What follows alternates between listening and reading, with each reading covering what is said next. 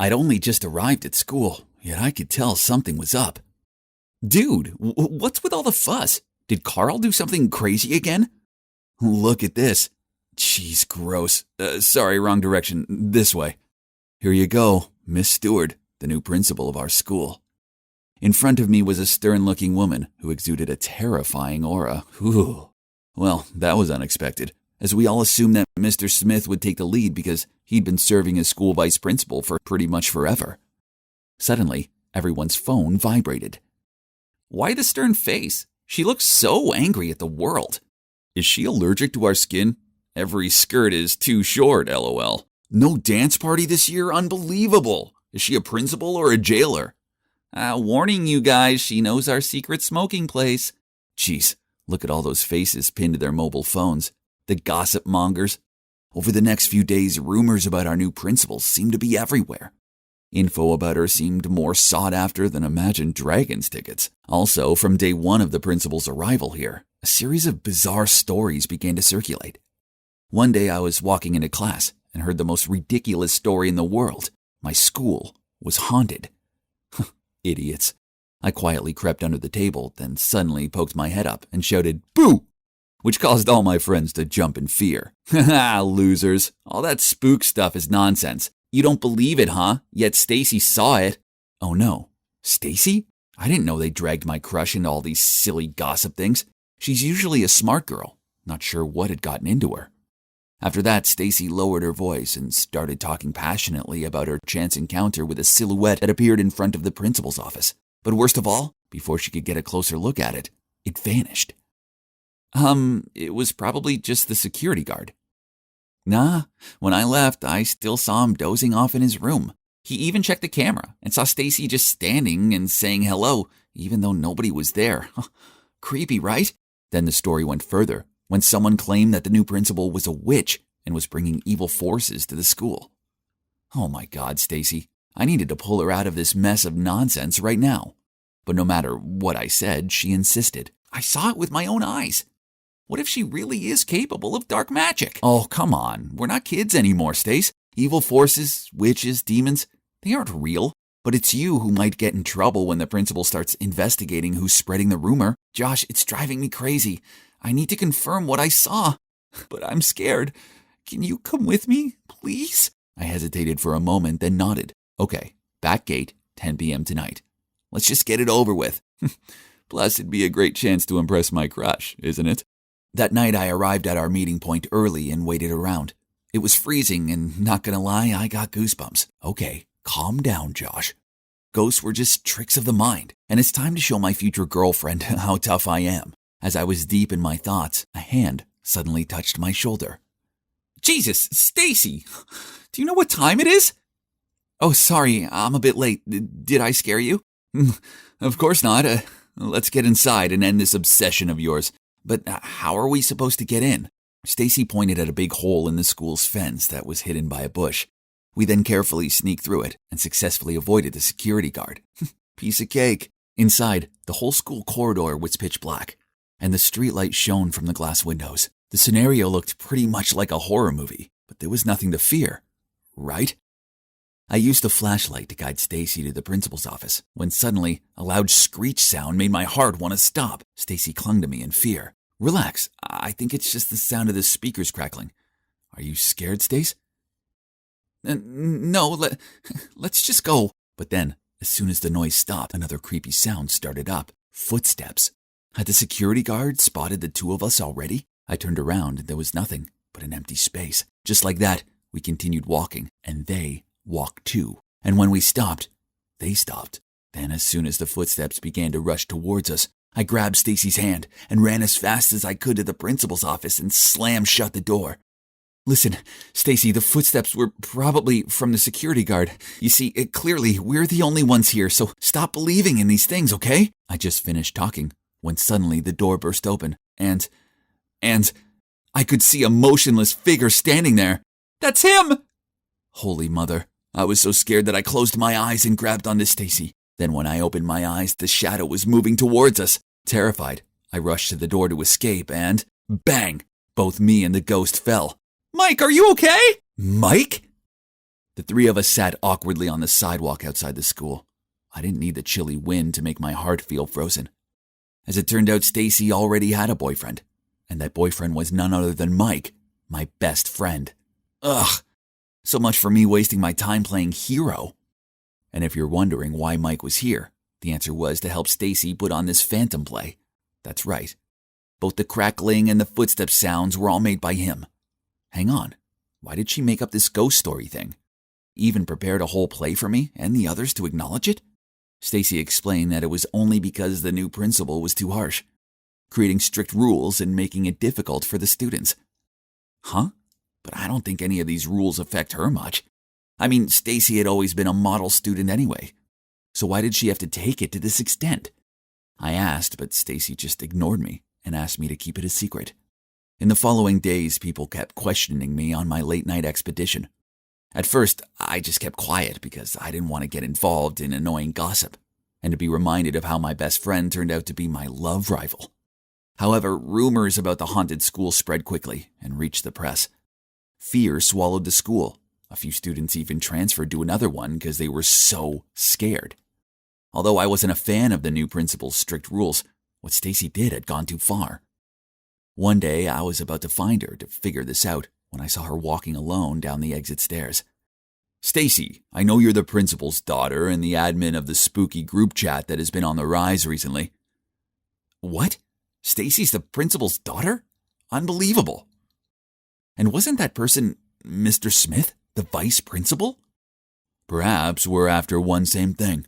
Don't you want your mom to work elsewhere too? Right? But your method doesn't seem to be working so well. So what do you suggest? There is an easier way, that is, hand me your mother's seal. I will take care of this. That's too dangerous. How can I trust you? Now that we're on the same boat, you probably don't want your mother to know what you've done behind your back, do you? As soon as Mr. Smith left, I immediately ran to Stacy. No, you can't do that. You don't even know him personally. Be careful. But Stacy insisted on doing it on her own. She said that since her father passed away, she'd grown tired of her mother's rules. School was the only place she used to feel free. But now, that also been ruined for her. I can't live 24/7 under my mother's containment. Do you understand? Well, it's true that being a teacher's child must be stressful enough already. Not to mention being the child of a strict principal. That would surely be even more exhausting. But conspiring with Mr. Smith was a step too far, right? And what will be, will be. A few days later, a ton of messages regarding the principal faking test scores to improve the school's ranking broke out. And of course, she would be subject to disciplinary procedures and may have to quit her job forever for violating professional ethics. I looked over at Stacy. Her face darkened and suddenly she darted out of the classroom. I chased after her and looked everywhere for her, but she was nowhere to be found, until I heard a sobbing sound coming from the abandoned canteen. Thank goodness, there she was. Seeing me, Stacy burst into tears and poured her heart out.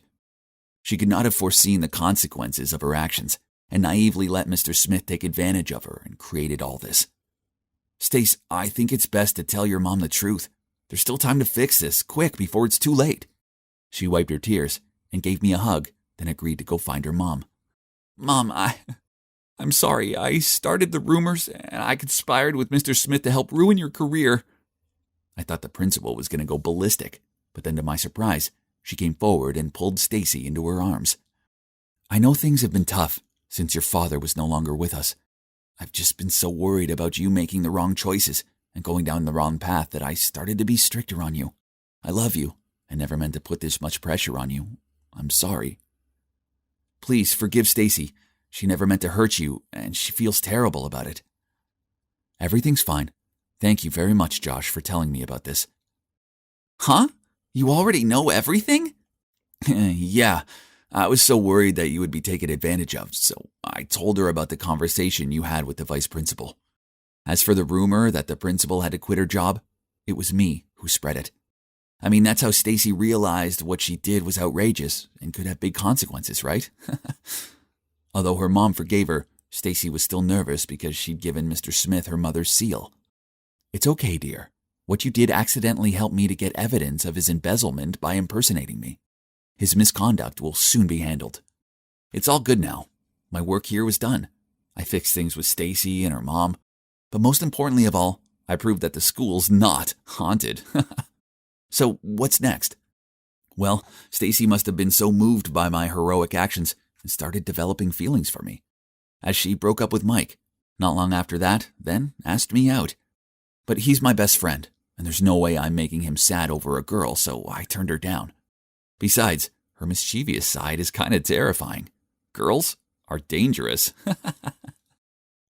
Everything was like a dream until one morning Will and the other villagers had to go harvest the crop, and I stayed home to help with some chores. While I was hanging the clothes, I got all shook up by a familiar voice. "What do you think you're doing, Mia?" Mom? Why are you here? I should be the one asking that question. Guard, take the princess away, now! The two guards immediately followed Mom's orders. Each took one side of my arms and led me away. Are we playing Interpol and the Wanted or what? Get off of me! I can walk by myself. I moved forward but couldn't help turning around a few times to look at Wellspring Village before I got out of sight. I didn't even have a chance to say goodbye to anyone in the village. She meant she didn't get to see Will off. Nah, you idiot. She meant she didn't get to kiss him goodbye. Mwah, mwah. Shut up, you two. Right then, Grace and Liam turned to look at me, extremely worried. Don't look at me like that. I was just talking to the moon, you know. I meant to myself.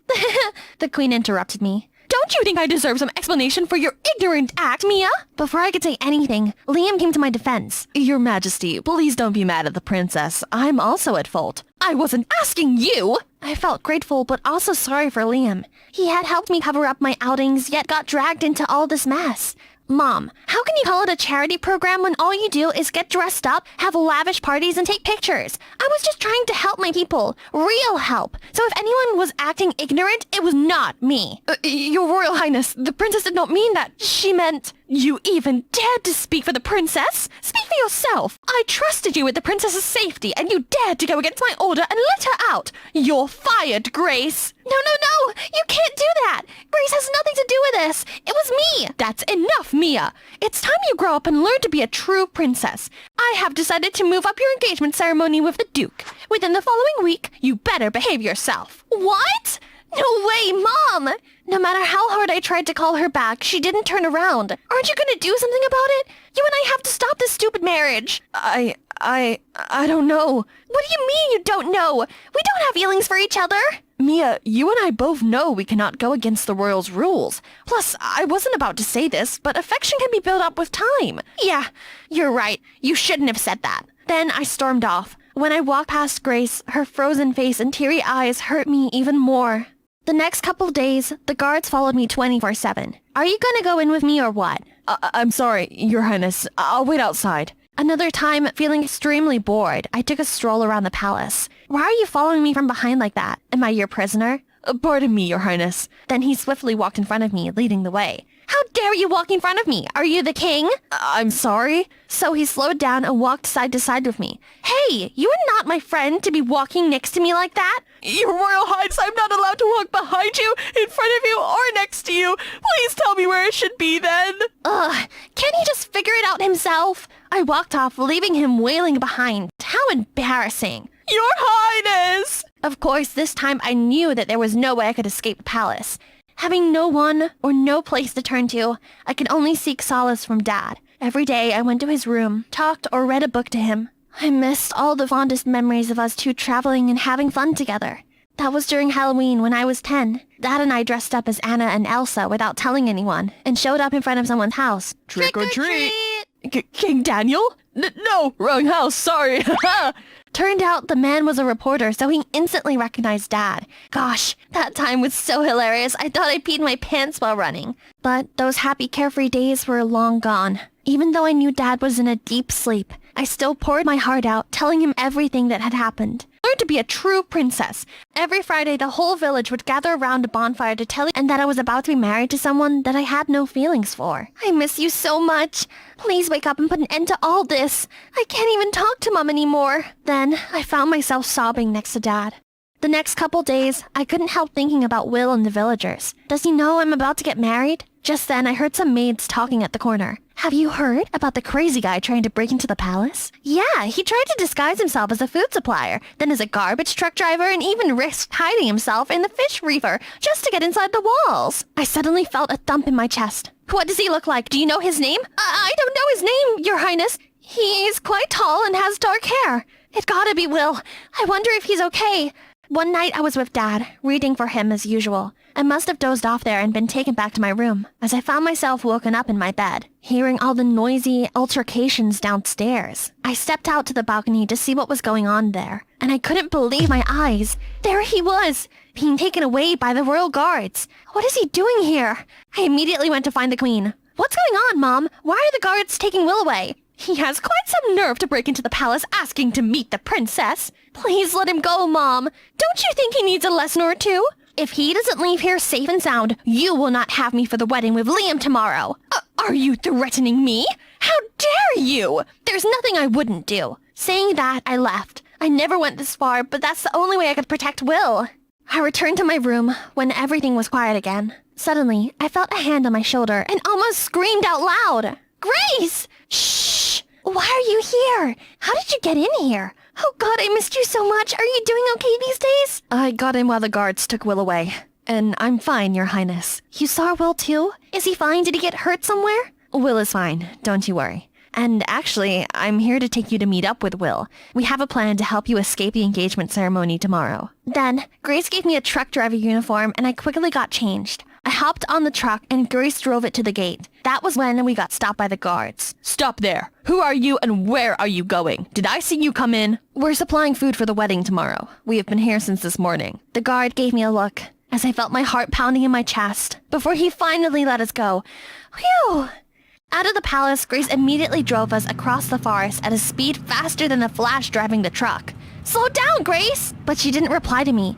Instead, she accelerated. I held onto the car as my heart almost jumped out of my chest, and we finally made a stop. As I got out of the car, I realized we were standing by a rocky cliff. Didn't you say we were meeting up with Will?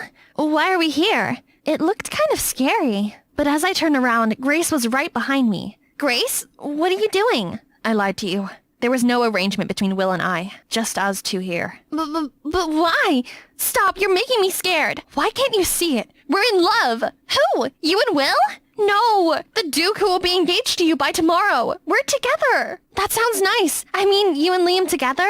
But since when? We met and knew each other before, but we only developed feelings for each other recently when we spent time together at the lodge. But then you stole him from me. Suddenly, Grace lunged to push me to the end of the cliff. No. You know Liam and I. We both don't want this marriage. Before I could finish, Grace broke down crying. I knew that. I knew you don't want him either. But Liam and we talked about it and he said there was no way we could be together.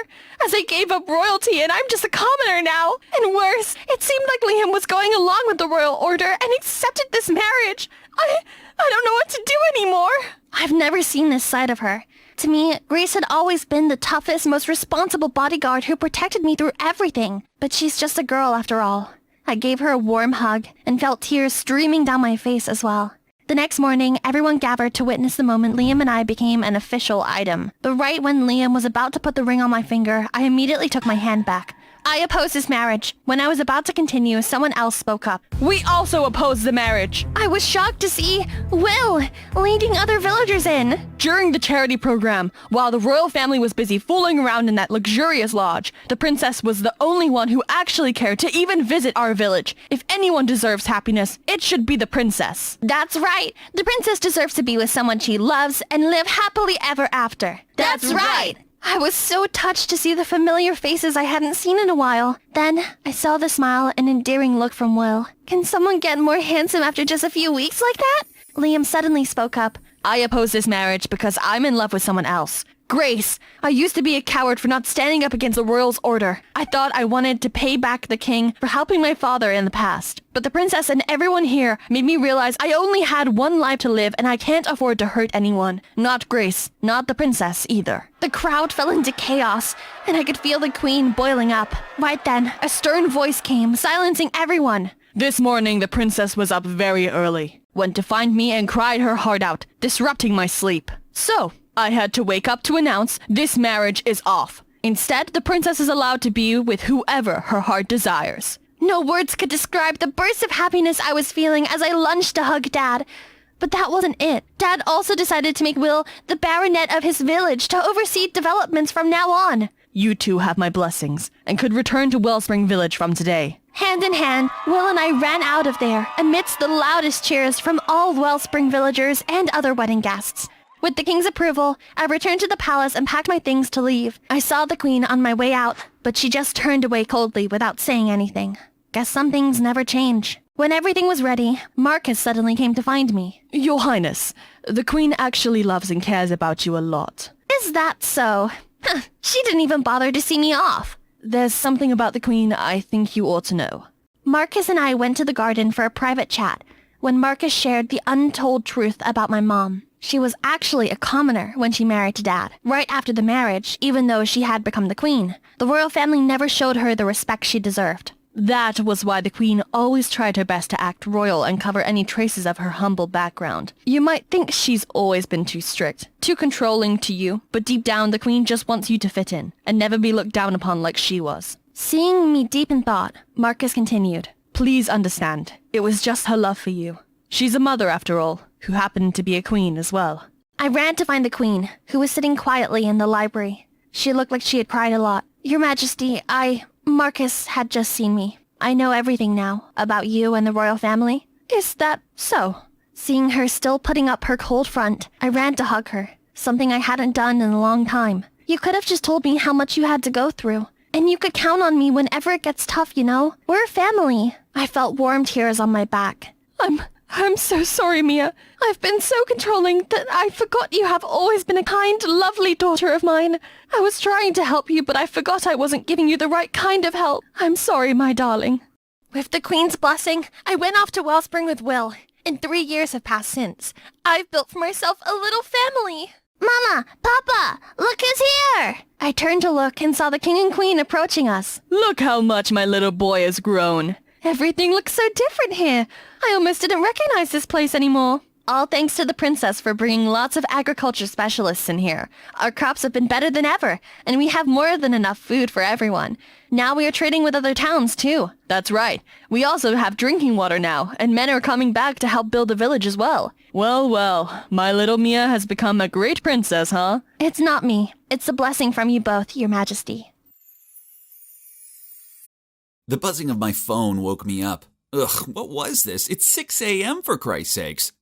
Go away, I slurred at my phone, trying to reach my arm over to shut it up. The buzzing stopped briefly, but then started up again, so I answered it with a frustrated, yeah. My girlfriend Nayla replied, Samuel, my roomies are going away for the night, so hurry over and bring me a big kiss. Well, that sure got my attention. I sat upright and replied, sure, babe, I'll shower then come right over. Ooh, I love it when you freshen up for me, she giggled. Anything for my girl. I was so excited that I whooped and fist-punched the air, then rushed out of bed to go get ready. Oh, how naive and unsuspecting I was. Guys, never in a million years could I have imagined the humiliating situation I was about to step into. Ah, my sweet Nayla, my high school sweetheart and the love of my life. The problem was that we now went to different colleges, but it wasn't just 3 cities separating us, you see. She lives in a female-only hostel. Yeah, you heard me right. It's female-only, and there are some pretty strict rules in place. The main one being, guys are only allowed to visit on weekdays between 10 a.m. and 5 p.m. What a bummer. If this wasn't bad enough, Nayla's 2 roommates, Phoebe and Luna, were man-hating vultures. Shudder. Phoebe hated men because they'd cheated her out of money not once, but twice.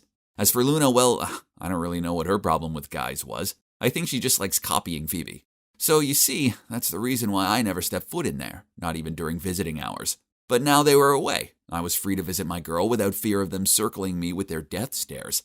I showed up smelling of my fave aftershave, and with a box of candy. It was so good to spend some time with Nayla, but geez, these visiting hours passed by quickly. Soon 5 p.m. arrived and I had to leave. It was even stormy out and I wasn't looking forward to the trip back. Don't go, Nayla pulled on my arm. I have an idea. Seeing as how my roomies are away, you should stay the night until the next day's curfew. She chewed on her lip.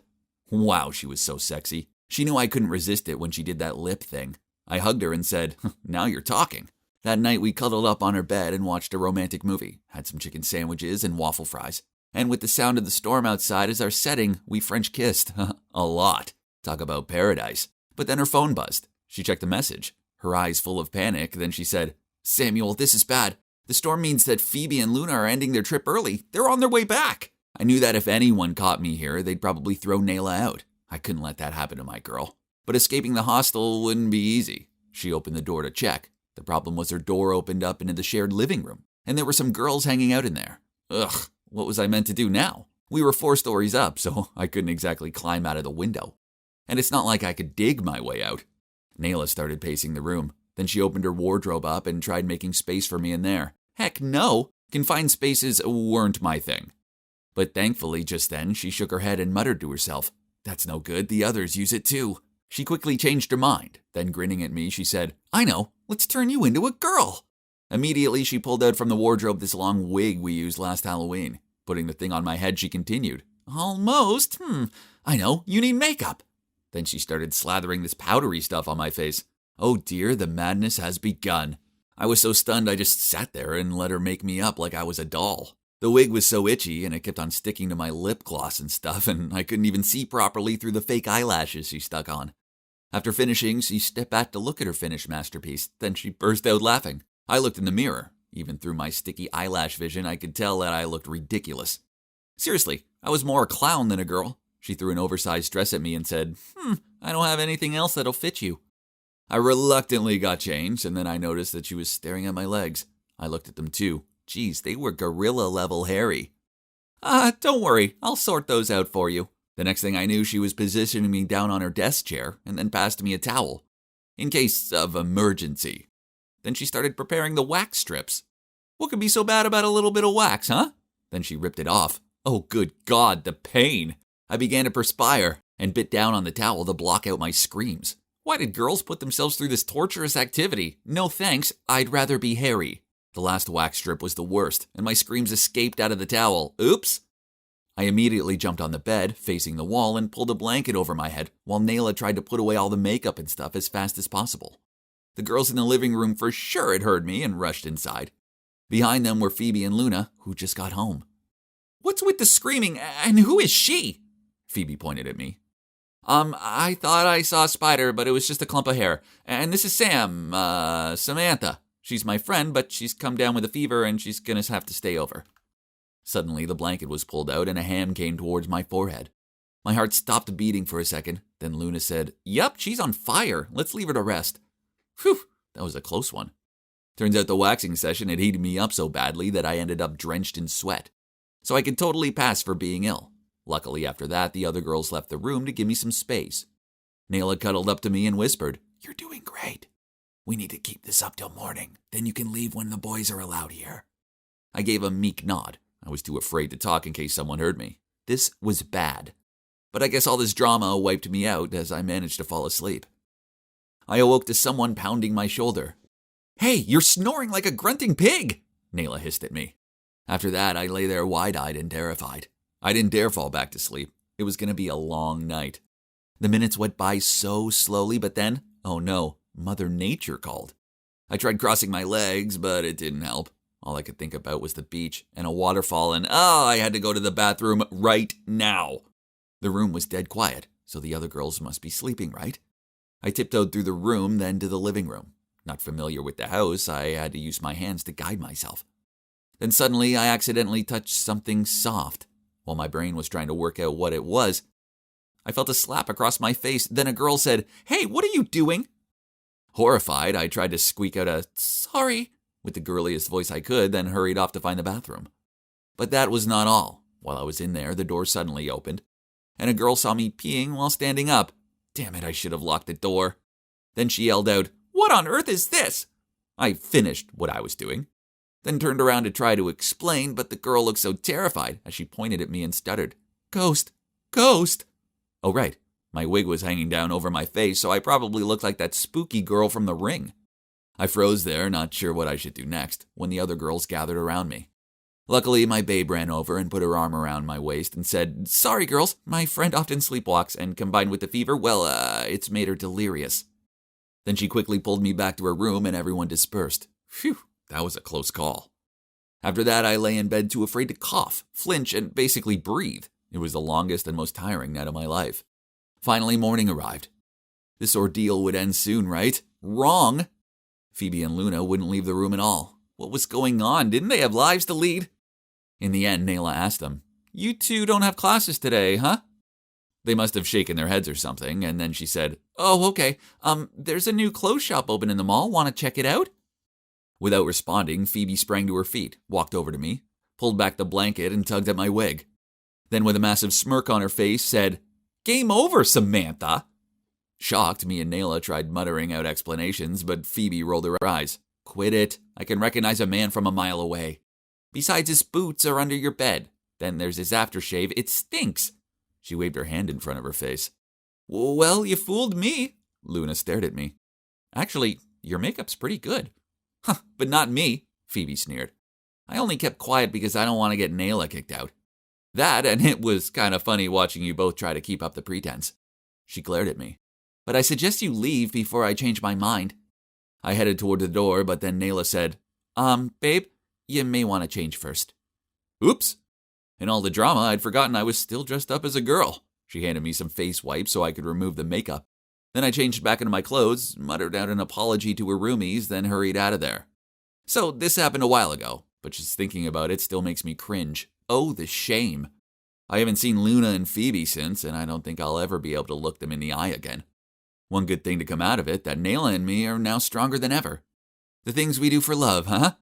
So that's it, the most cringeworthy episode of my life. Yep, I know, it's so humiliating. So what about you? How bad is yours? Hey guys, Stephanie here. I have a question for you. Promise to be honest, okay? Have you ever had a crush on one of your teachers? If yes, I guess you could somehow relate to my story.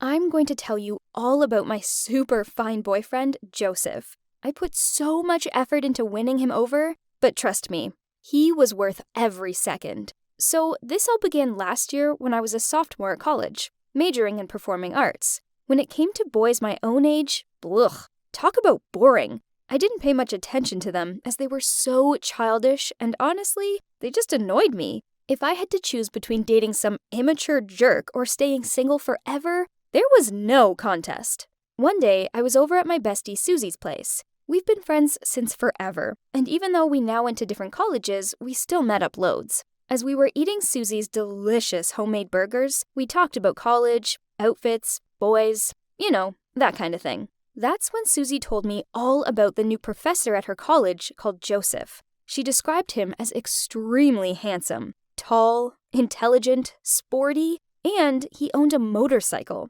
He sounded far too good to be true, so I convinced myself there must be a catch. Perhaps he had bad acne, or maybe he had a wife and 3 kids or something. He doesn't have acne, he's not married, and he looks like this. She held up her phone. On it was the image of a seriously hot guy. I grabbed the phone off her and scrolled through his social media pictures. Jeez, this guy was so fine. So what if I'd never met him? I knew I needed to make him mine. I needed a plan, so I begged Susie to help me out. She thought I was crazy, but hey, she'd been besties with me forever, so she knew I like to go all out on things. She snuck me into class with her. It was economics. Boring, but staring at Joseph was worth it, and his voice was so dreamy. I knew I couldn't just sit there. I needed to make Joseph notice me. After class, I walked over to him, swished back my hair, and in my cutest voice said, "Hey, great class, but there are a few points I'm struggling to understand. Perhaps you could help me out?" He looked a bit awkward, but he agreed. I blabbed out a few questions about the class, and he waffled out some answers which I didn't understand. I knew I'd have to do better than this to keep his attention, so I continued to sneak into the class. One time, I pretended to fall out of my chair and feigned blacking out. I even dabbed white powder under my eyes before class so I looked extra weary. My hope was that he'd rush over to me and carry me to the infirmary. But no, some stupid other guy had taken that chance from him. Worse still, this doofus was so clumsy that as he was carrying me through the doorway, he knocked my arm against the door frame. Ouch! I bit down on my lip and kept my eyes closed. Jeez, why had my amazing plan turned into a disaster? Ugh. I opened my eyes just in time to witness the nurse coming at me with a huge needle. I screamed out, jumped off the bed, and told her I was feeling much better now. Despite my failed plan in pretending to be sick, I immediately came up with another one. One day, I punctured my own bike tire, then pretended to sadly walk my bike to the parking lot and asked Joseph to give me a lift. He shook his head, said he was too busy, then whizzed off on his motorcycle. I stood there speechless. Worse still, I had to walk my bike all the way home. Another time, I waited until it was just him and me left in class. Then, on my way past him, I dropped my books. Then I said, "Oh no! How clumsy of me," as I bent down to pick them up. Oh yeah, I was also wearing my tightest pair of jeans. I didn't think that there's any way he could resist me in those, but he didn't even help me pick my books up. Instead, he coughed to clear his voice, then said, "Can you hurry up, please? It's my lunch break, and I haven't eaten since breakfast." Typical. I was there looking sexy, and all he could think about was his stomach. I wasn't going to give up now. I hadn't attended a bunch of yawn-inducing economics lectures for nothing. So, thanks to my social media snooping, I knew Joseph's birthday was coming up. On his actual birthday, I had a class with him. Talk about fate! So, I brought him a cake and made the entire class sing happy birthday to him. Then I announced I had a special birthday surprise for him, and I sang out Louis Capaldi's "Someone You Loved." The rest of the class whooped and cheered, but he just looked down at his desk. Okay, so this was getting frustrating. What did I need to do to get this guy's attention? Jeez, I tried everything already. That Friday, one of Susie's college friends was having a party, so I tagged along. I sat in the corner and moaned out to Susie how I felt like I was getting nowhere with Joseph. I just didn't get it. Whatever I did, he just didn't seem bothered. I moaned out, "Susie, should I keep flirting with him?" He didn't even lay an eye on me. He was such a tough guy, you know? Like an old boot. In fact, a rock had more personality than he did. Then Susie gave me a sign, but I kept saying, "And maybe he was gay or something?" Like, you see, he showed no interest in girls. That's when Susie hit my arm, and when I looked up, I was completely shocked. Joseph was right there looking at me. While I froze in shock, he shook his head, then stormed off. Without even thinking, I immediately stood up, rushed after him, and apologized. He ignored me and hopped onto his motorcycle, so I jumped onto the back of it and refused to move. "Please, I didn't mean what I said. Please, just listen to me," I begged. In the end, he passed me a helmet and told me to put it on. I couldn't help but feel excited. I'd wanted to ride on the back of his motorcycle ever since I'd first seen a picture of him on it. OMG. Now it was actually happening! Okay, so this wasn't how I envisioned it, but still, this was amazing. And I made sure to hug my arms tightly around his waist, purely for safety purposes, of course. After about 10 minutes, he stopped at a deserted road. I thought he was going to shout at me, but instead, he turned around and smiled at me. Wow! Without the frown on his face, he looked even hotter.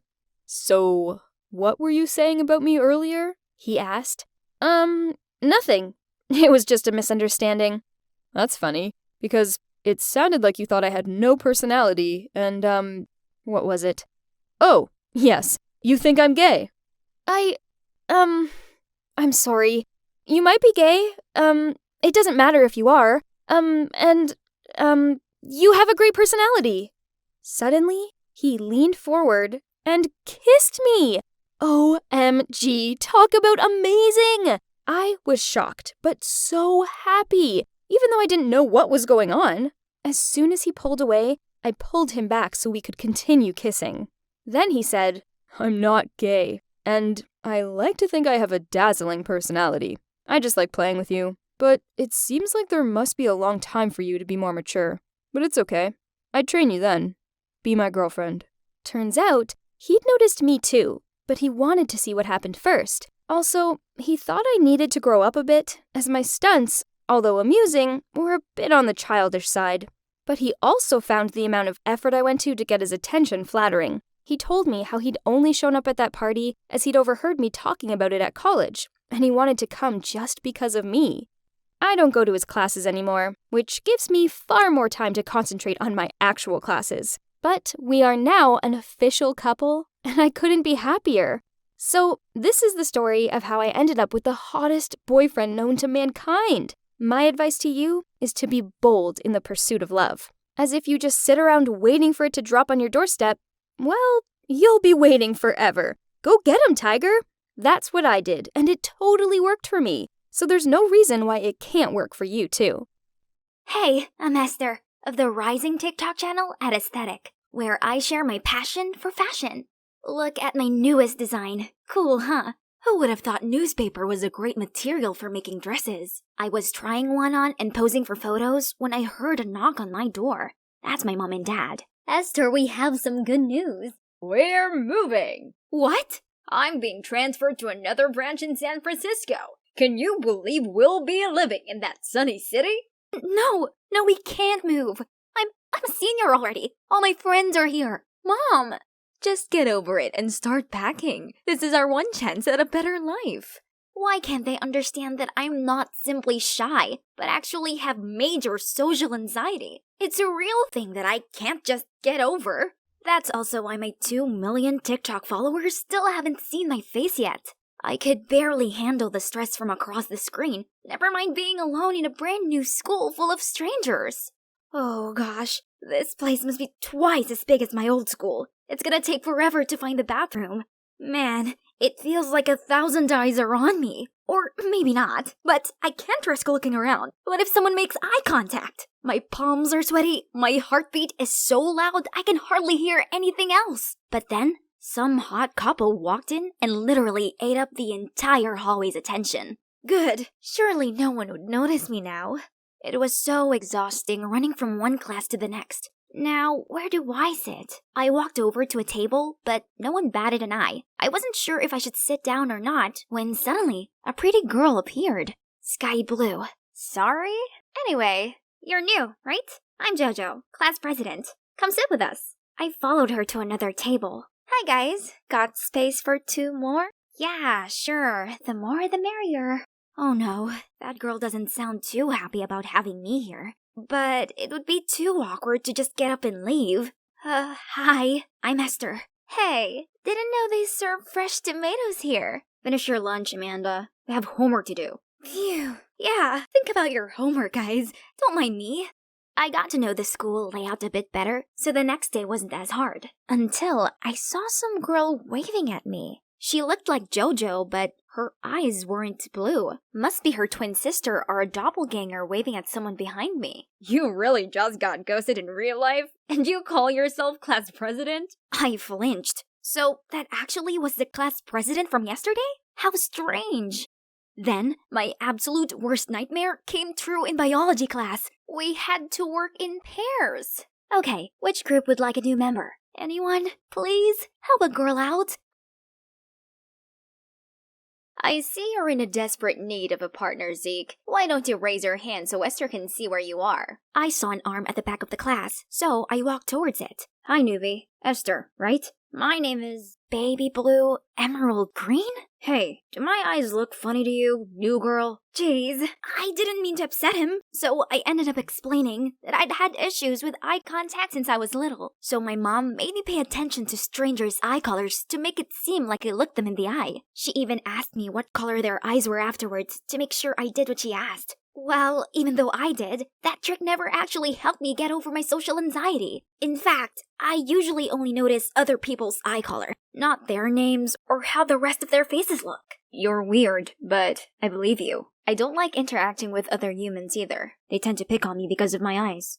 It shouldn't come as a surprise that us shy kids got along pretty well. Zeke taught me biology and chemistry after class, while I helped him with the Spanish homework. Thanks to him, lunchtime isn't as stressful anymore. We could chat away about anime for hours, and he's supportive of my fashion obsession. So I felt comfortable enough to tell him about my TikTok account. He still liked to tease me from time to time, though. iReader, what color are their eyes? You know, the powerhouses, Colin and Amanda over there. No way. I never look pretty guys in the eye, cause I'll immediately turn into a walking tomato. Same thing for hot girls. I don't want them to think I'm trying to pick a fight with them or something. You're that avoidant? Have you ever made eye contact with anyone here except me? Yep, JoJo, the blue-eyed girl. Blue? You know her eyes are brown, right? She likes wearing contacts. Jojo changes her eye color, hair, and accessories every week. She's quite a chameleon. Too bad she seems so smitten with that boring guy Colin Gray. Wow, someone clearly has a crush on Jojo. But actually, I think Z could be quite a catch too, if he wasn't so insecure about his heterochromia. Speaking of Jojo, have you heard about her Halloween party? What about it? Well, I thought about going, but I have no costume. Forget it. It's not like she'd notice me there anyway. No! You should definitely go. I can help in the costume department. So, here we are. I'd successfully transformed my timid friend into King Lelouch. Who else but Zeke and his unique eye colors could pull this off? As his personal stylist, he insisted I come with him. I'm not even dressed up though. Oh man, I can hear my heart pounding already thinking about how many people will be in there. But I'm not the type to abandon my friend. So, let's go. As soon as everyone saw His Majesty, they went silent. Then erupted when he flipped his cape. Look at him. His ego must be through the roof right now. I then swiftly stepped back to a corner. So, this is what a house party is like. Suddenly, I overheard two girls talking. Aesthetic is definitely from our school, or Zeke had some connections. Yeah, I swear this is the exact same outfit Aesthetic has been prepping on her channel. Oh, come on. There could be hundreds of Lelouch costumes during this spooky season. Girls, please stop speculating. Aesthetic is totally not from this school. Hey there, what's your costume? A shy cute girl? Nice Stranger Things shirt. Yeah, I look even better than Eddie, don't I? Yeah, totes. So I have this thing. Gotta go. Bye.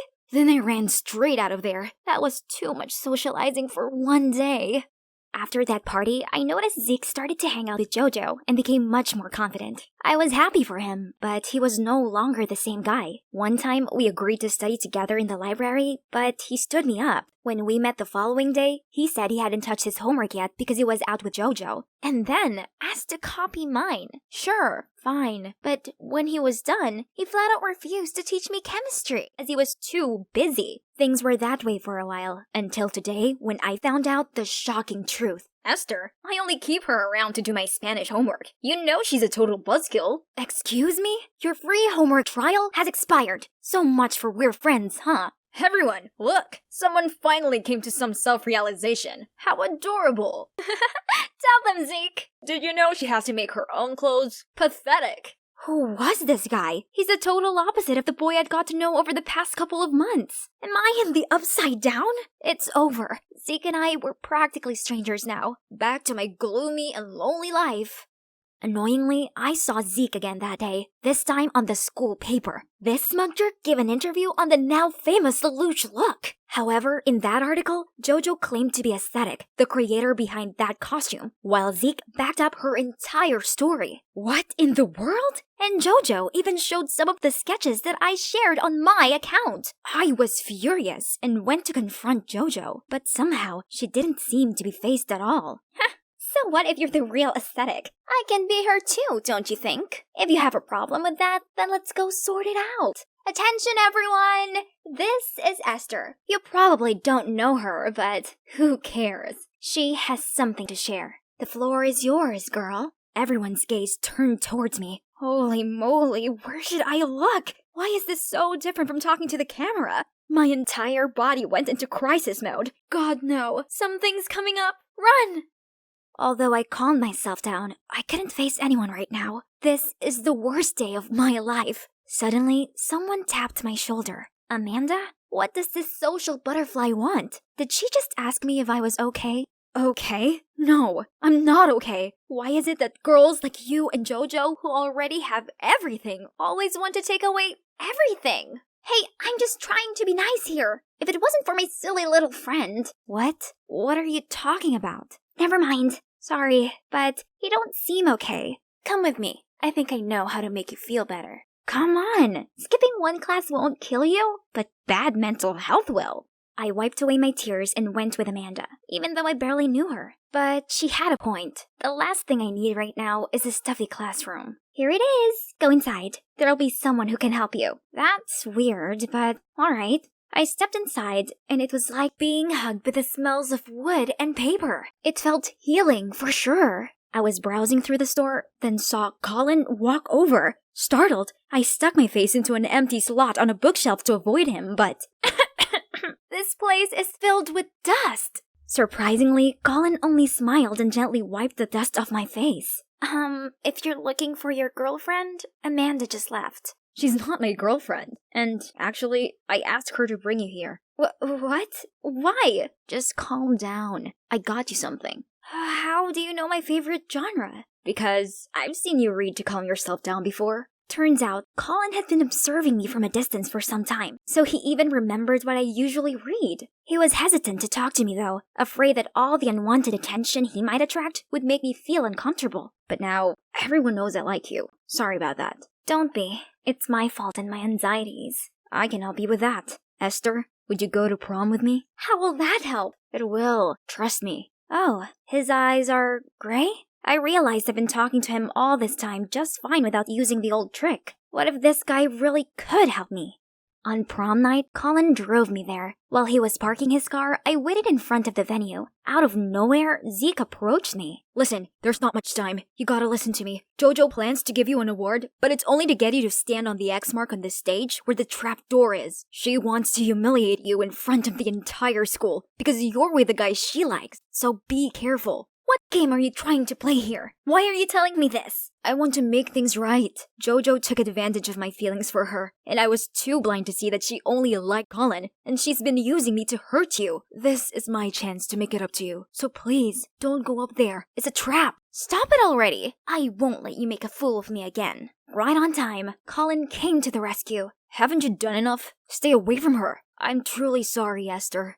Inside, we were greeted by Amanda. Congrats, bro. I'm finally free from the Colin's rumor girlfriend label. Jojo must be green with envy seeing how cute you two are together. Right. She's here, as well as hundreds of other people. Nope, I can't do this. I quickly crawled under a table and curled up into a ball. Still, Colin remained patient. You are absolutely stunning tonight. Honestly, your dress is amazing. Come out. Let the whole world see you. The world will only laugh in my face. Okay, then let me join you. It's actually quite cozy down here. What are you doing? Well, tonight is a special night, and my date's a special girl. So I figured we could totally enjoy it in an unusual way. I feel like my insides just turned into a hot liquidy mess. Who would have thought that I could meet someone who goes out of their way to make me happy? We chatted for a while, then noticed that the lights outside were dimmed for the slow dance. Let's go. Hand in hand, Colin and I swayed to the melody, feeling like we were the only people in the room. Then, the music suddenly stopped. They were about to present tonight's awards for remarkable students. And now, Best Dressed of the Night award goes to Esther Crawford! No way! What Zeke said immediately came to my mind. I turned around to see Zeke looking concerned and shaking his head. Maybe he'd been telling the truth after all. You don't have to go up there if you don't feel like it. Colin was as understanding as always. But then I saw Jojo's smug face. I couldn't let her win again, so I mustered all my courage and stepped onto the stage, but steered clear of the X mark Zeke mentioned. Thank you, everybody, but I believe another person deserves this award much more than me. She's none other than our hard-working class president, Jojo. That's so sweet of you, but it's yours. Please, step up to receive it. You mean here? No, one step forward. Here? Jojo became impatient and rushed towards me. No, you have to stand here! Right back at you, Jojo. Have a taste of your own medicine. Now that's some headline material for the school paper. So, today is the day. My long overdue face reveal. This is such a beautiful dress, right guys? If you're wondering who this strange girl is, hi, I'm Esther, and I'm the person behind @aesthetic. This dress right here, it's what I wore to senior prom. Settle in, I'm doing a face reveal and storytime video today. Sarah, it's about time you got married. What are you talking about? Get married? Not a chance. I'm still in school. Oh, give me a break. Marrying a rich guy will bring you more money than school ever will. Mom, I'm not like you. I actually like school. Now leave me alone. That was the conversation between my mom and I about 2 months ago. Well, look at me now. Here I am staying in one of the most luxurious villas in Boston. My name's Sarah, by the way, and I'm 16 and in high school. My life hasn't ever been normal. For starters, I don't have a dad, and my mom is totally irresponsible, choosing to spend any money we have on partying and men. Of course, she doesn't even have a job, so we rely on her latest fling to help support us. My mom has never really cared about me, so I just stay out of her life as well. She can do what she wants as long as I can do what I want, and what I want is to study really hard so that I can have a better life than hers. But as usual, she intervened in that plan, and 2 months ago she forced me to quit high school and get married. Obviously, I refused, and I even went on a hunger strike for a few days. But then one day she said, "Tomorrow, our two families will meet. If you don't rock up, I'll go to your school and tell them you're not coming back. But if you come, you can still go to school, at least until the wedding." Ugh, school. She's using what I love most against me, again, to force me to follow all of her ridiculous plans. Fine, I agreed. I mean, it was just a meetup. It's not like they could pressure me to get married right away, right? So the next day, I followed my mom to go meet Adam's family. I was shocked when I saw him. He was wearing a mask that covered half of his face, and he just sat there, not uttering a word, just staring at me without even blinking. Honestly, it was so creepy. His parents seemed nice, though, and they explained that he'd been in an accident when he was a kid, which had left him with a severe burn scar on his face. So he wore the mask to avoid scaring people off. I could see him watching me, waiting for my reaction. So I tried to smile back. I felt so bad for him. But at the same time, there was no way I wanted to spend my life with this guy. So I decided to put my plan into action. All I had to do was get his parents to disagree with the arrangement. So I acted as clumsy as possible. I wanted to give the worst first impression ever. As soon as the wine was poured, I leaned over and knocked his mom's glass all over her white dress. My mom looked mortified, but I didn't stop there. I ate with my hands and dropped food all over the table and kept chewing with my mouth wide open. But no matter how hard I tried, Adam's parents still seemed to like me, and I could see him slightly smirking at me. What did a girl have to do to put this family off? Clearly they were desperate. Near the end of the meal, they started discussing the engagement. Apparently, I'd move into Adam's family house so we could get to know each other. Then, if I could help Adam to feel less insecure, they'd let me finish high school before we had to get married. So didn't that mean they just wanted a friend for Adam? Someone to keep him company? It's not that bad. I guess I can do that then. So after the engagement, I moved into Adam's mansion. After school every day, I'd hang out with him and try to cheer him up. I'd play him my fave music, show him some epic movies, even try telling him jokes. But still, he barely smiled. He wasn't interested in anything I liked. Then one day I was struggling with my science homework when he passed by and decided to check out what I was doing. Suddenly, he started chatting away, and I realized how much he loved chemistry and physics. He even offered to help me with my assignments. He was so passionate about those subjects, and this was a win-win, because I'd finally found something we could discuss. He even started opening up to me. It was a start. I began to feel more comfortable around him. On one sunny day, I even asked Adam if he wanted to play a game of badminton. At first, he refused, as he didn't like being outside, but I wouldn't stop begging until he said, "Fine. Have you played this game before?" "No." "Okay, then let me show you." I was so excited to teach Adam. Although I'm not great at hand-eye coordination, I'd been playing badminton a lot at school, so I felt pretty confident. Finally, I'd found something I was better at than him. Ha! Okay, so I spoke too soon. After a few missed serves, he somehow mastered the shuttlecock and kicked my ass. Why did you say you've never played this before? 'Cause it's the truth. I don't believe you. Adam just shrugged and then left me lying on the ground. He had to be bluffing. It's impossible for anyone to be that good the first time they do something. Ugh. But it was fun, I guess. Adam was growing on me, but I couldn't be around him 24/7 as I had classes to attend. And no cap, I was extremely happy that I still got to go to school. Plus, at school something incredible happened. One day I was walking through the schoolyard when I tripped over a can. Just as I was about to faceplant on the ground, a hand appeared and pulled me back up. We made eye contact, and I swear it was love at first sight. His name was Brian, and he's super handsome. From that moment on, we texted nonstop every day, and it wasn't long before he asked me to be his girlfriend. And of course I said yes. I was smitten, but I obviously had to hide it from Adam and his parents. One night, I was on the phone with Brian when suddenly a text from my mom arrived. In fact, ever since the engagement, she hadn't even been in touch. Maybe she was too busy spending the huge amount of money that Adam's parents had given her. Sarah, I really need some cash, just around $500. Can you please ask Adam if he can lend me it? What? How have you already spent the money his parents gave you? Stop asking questions, just get me that money, okay? Ugh, money, money, money. All she cared about was money. She didn't even ask if I was okay. I want to ask, can you get me some money? Money? For what? I need to pay for my tutoring class. I haven't had money to pay for the past few months. How much do you need? About $500. Okay, I'll tell the butler he'll give it to you later. Phew. That was easier than I thought. But Adam didn't ask twice about it. Was it because that amounts just nothing to a rich guy like him? Anyway, at least he'd said yes. That would shut my mom up for a bit. If only. A few days later, she texted me again. This time she wanted $3,000. Was she kidding me? I just ignored her. But she kept bombarding me with texts and calls. It went on for days. She wouldn't leave me alone. I didn't give in, though, until this photo was sent to my phone.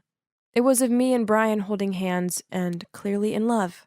Turns out my mom had been so desperate for the money, she'd turned up at my school one day to talk face to face, and that's when she saw us together. She then threatened me and said that if I didn't get her the money, she'd tell Adam's family what I was up to. This terrified me, because then I'd have nowhere to go, and I wouldn't be able to go to school anymore. I couldn't let that happen. I had no other choice but to keep asking Adam for the money with my lame excuses. From buying books, to a relative who was ill and needed treatment, you name it, I'd use it. Every time I asked Adam, he looked at me like he was worried about me and asked if I was okay. This made me feel even more guilty, because it seemed like he genuinely cared about me. To make up for it, I'd bake him cookies, and even knit a cute sweater for him as a birthday gift. But then, a few weeks later, he asked if we could talk. As soon as I walked into his room, he threw a bunch of photos at me. They were all of me and Brian. I couldn't believe it. Did my mother betray me?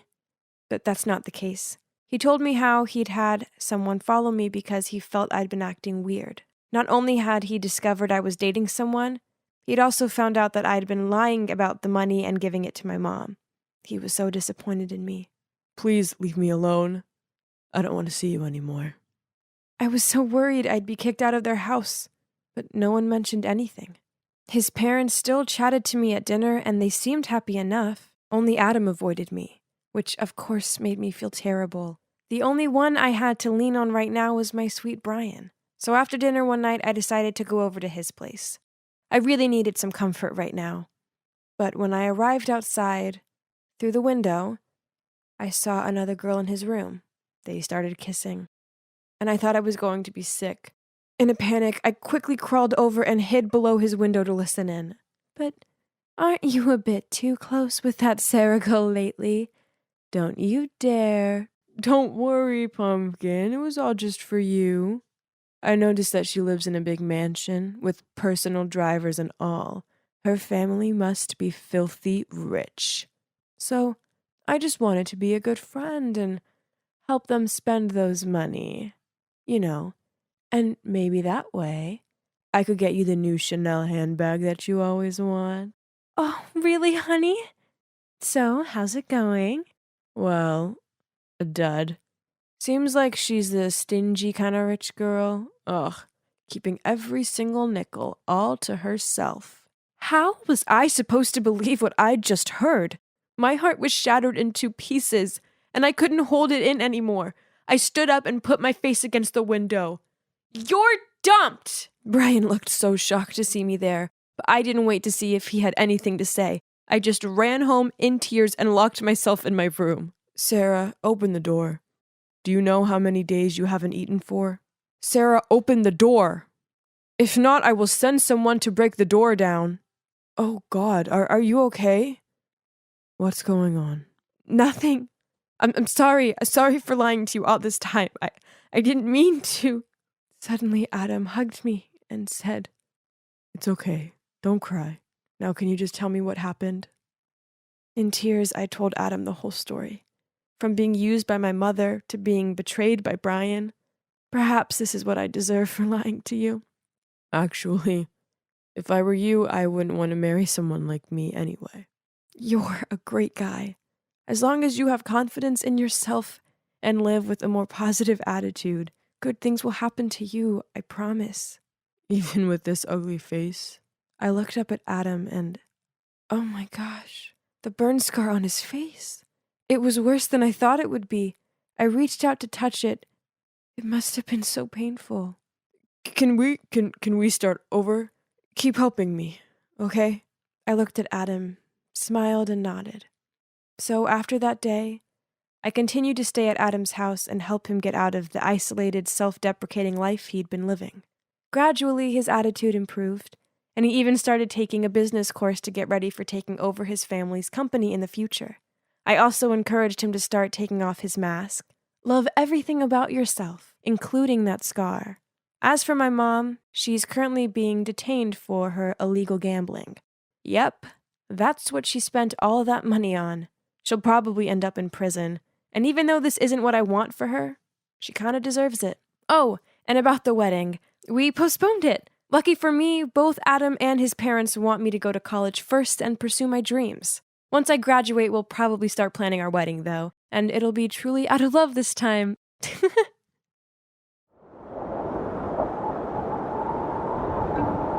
Aha! A snowstorm's coming! Perfect for a race. Let's go, my loyal soldiers! Looks like a big storm, guys. Shall we head home? Scared already? Cowards! I was born and raised in the snow. This is nothing. Then I signaled for Bam and Holly to speed up, but they stopped and barked non-stop instead. Is that pile of snow moving? I hurriedly ran over to check. OMG! It's a boy! No, an angel with blonde hair. My heart was racing. Is this love at first sight? Help me. No matter how much Eldon and Era objected, I insisted on bringing this guy back to my place. I had to take care of him myself. Oh, looks like he'd woken up. Are you okay? Where am I? You're in my house. I'm Brenna, by the way. I found— Oh, God! Huh? What's wrong? Something on my face? No. It's just that you're too beautiful. Like a real-life Snow White.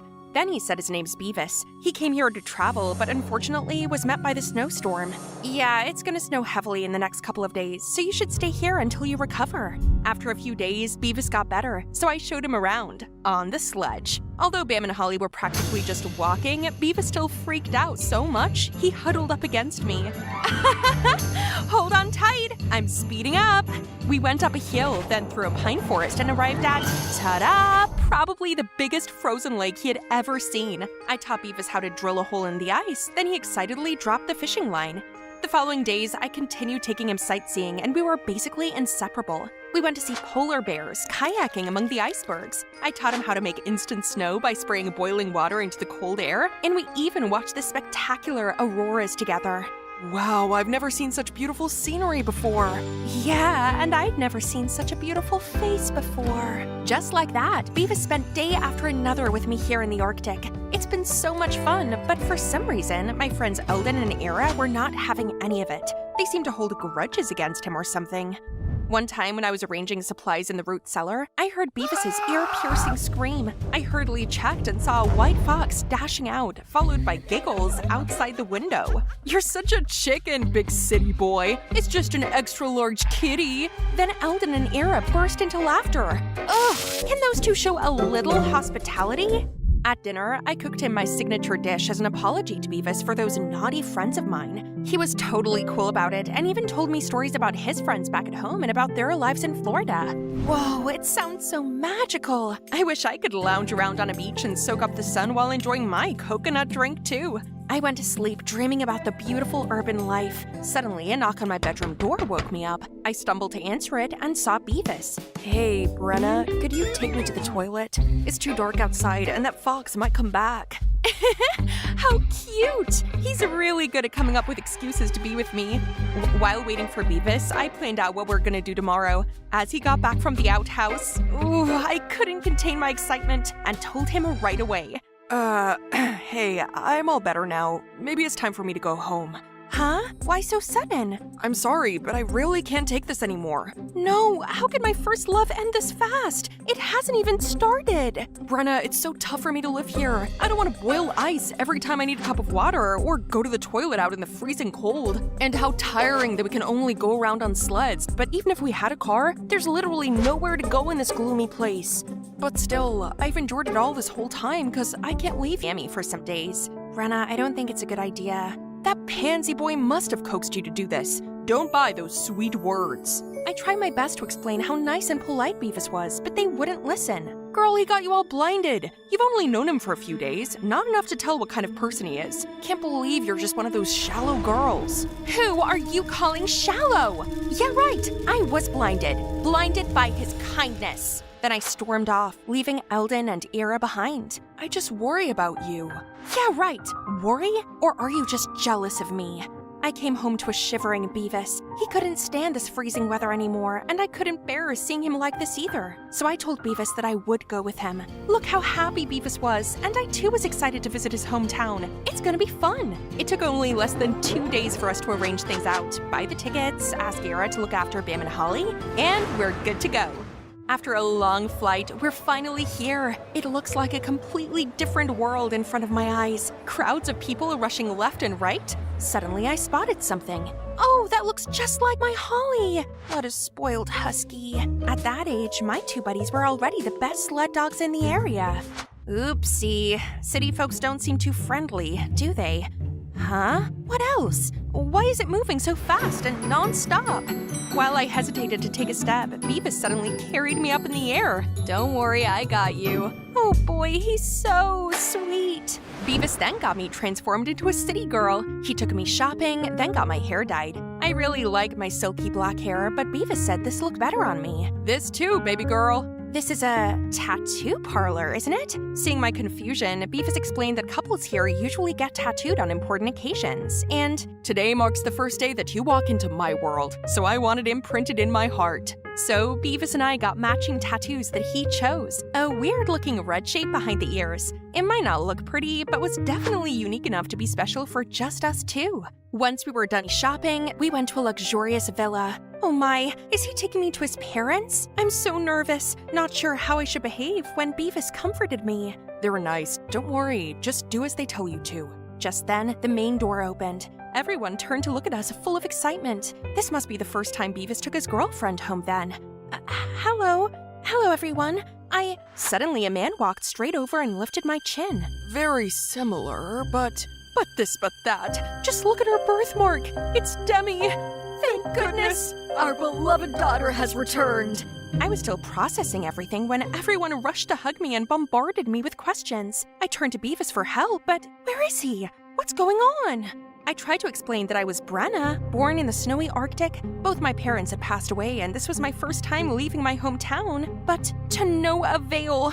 My precious daughter, Beavis told us everything. You fell in the woods and had a concussion, so you're having a temporary memory loss. Just get rested for now, okay? Oh, where is Beavis then? I gotta ask him something. Don't worry, your savior will be well rewarded. You'll see him tomorrow.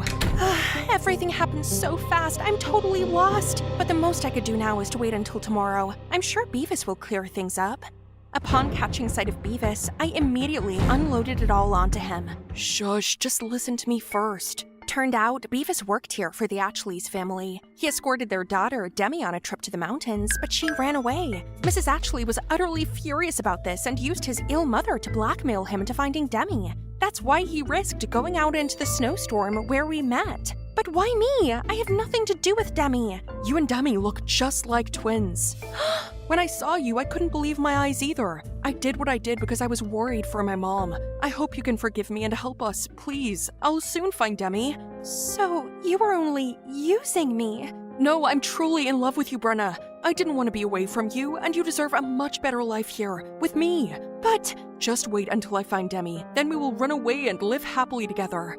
Poor Beavis. He seriously had the worst luck. If I were him, I guess I would do the same. So I reluctantly lived as Demi. Luckily, her parents thought I lost my memory, which made it not too hard to be her. One day, I received a text from Eldon. I suddenly remembered that I'd been away from home for almost a month. I wonder if Bam and Holly miss me. To say I was not one bit homesick would be a lie. But there's no way I'd speak to Eldon. So I called Ira to catch up on things and asked for her help in the search for Demi. It had been a few days already, but neither Ira nor Beavis had heard anything about Demi. Feeling too restless, I went for a walk in the garden. Wait, what's that noise? Eldon? See what you got yourself into, idiot. Told ya, I saw right through him. Why are you here? And what are you talking about? Ira already told me. Beavis obviously only sees you as someone else's replacement. He doesn't love you. Let's go home. No, let me go. Stop bothering my girl. Leave me alone, please! You're only making things worse. This place has everything and it's much better than a hellhole in the middle of nowhere. Live there all you want. Don't drag me down with you. Eldon immediately let my hand go. He didn't say another word but gave me a disappointed look. Was that too much? Well, he's the one who kept sticking his nose in others' business. Who is he to control me? After that day, I still saw him lurking around the mansion sometimes. So annoying. Who in their right mind would be out in this scorching heat? Today, Mrs. Ashley, suddenly took me shopping. I guess having a family like this isn't too bad, huh? She said tonight I was attending an important dinner party, so I had to put on this tight dress along with a pair of killer heels. They looked pretty good, but I really couldn't breathe. Jeez, how can anyone do this? It's literally harder than walking on thin ice. Ah! Phew, that was close. Thank you, sir. Careful, I can't be around to protect you all the time. Eldon, why is he still so kind to me? I wanted to say something to him, but Mom already signaled for me to hurry up from afar. I rushed to the car, leaving him there. Thanks to Mom's preparation, the guys there were staring at me without blinking, especially the special guest. Mom told me that I was supposed to be smiley and friendly to Otis, but how was I supposed to do that when he kept rambling all these boring stories? My eyes wandered around, searching for Beavis and an excuse to leave. What are you looking for, sweetie? The most important person is already right in front of you. Ugh! I pushed him away, then ran off. There Beavis is. We should get out of this boring place. Oh, Mrs. Ashley's here too? What? That's it? I risked being in danger just to find her and bring her back to you. Don't take me for a fool. I'm only her stepmother, but I can tell that girl isn't Demi. I just let you off since she resembled her quite a bit. You're in no position to demand. But didn't you get Otis all smitten also? Isn't that all you care about anyway? So give me my money. I had to rack my brain to sweet-talk that girl into coming here. That means your sickly mother doesn't exist either, does she? Oh, sweetie, you've heard it all. So what if that's true? You won't get a dime. I'll expose your scheme. Where are you going, sweetheart? It's bedtime. So my phone was confiscated and I've been locked in this room for 3 days straight. They wanted me to give in and date Otis, but no way. I tried every possible way to escape, but always ended up getting caught. One morning, I was woken up by dogs barking. Annoyed, I went to the balcony to check and saw Eldon and Bam. Eldon signaled for me to stay calm and flew a paper plane to me, then swiftly left. Let's see. Fine then, if that's what he wants. Let's end things here once and for all. I agreed to date Otis like the Ashleys demanded. I even enthusiastically chose my own outfit, did my makeup with a cute hairstyle. Mr. and Mrs. Ashley were very pleased with that. They couldn't hide their excitement and even stood at the gate to welcome Otis when he came to pick me up.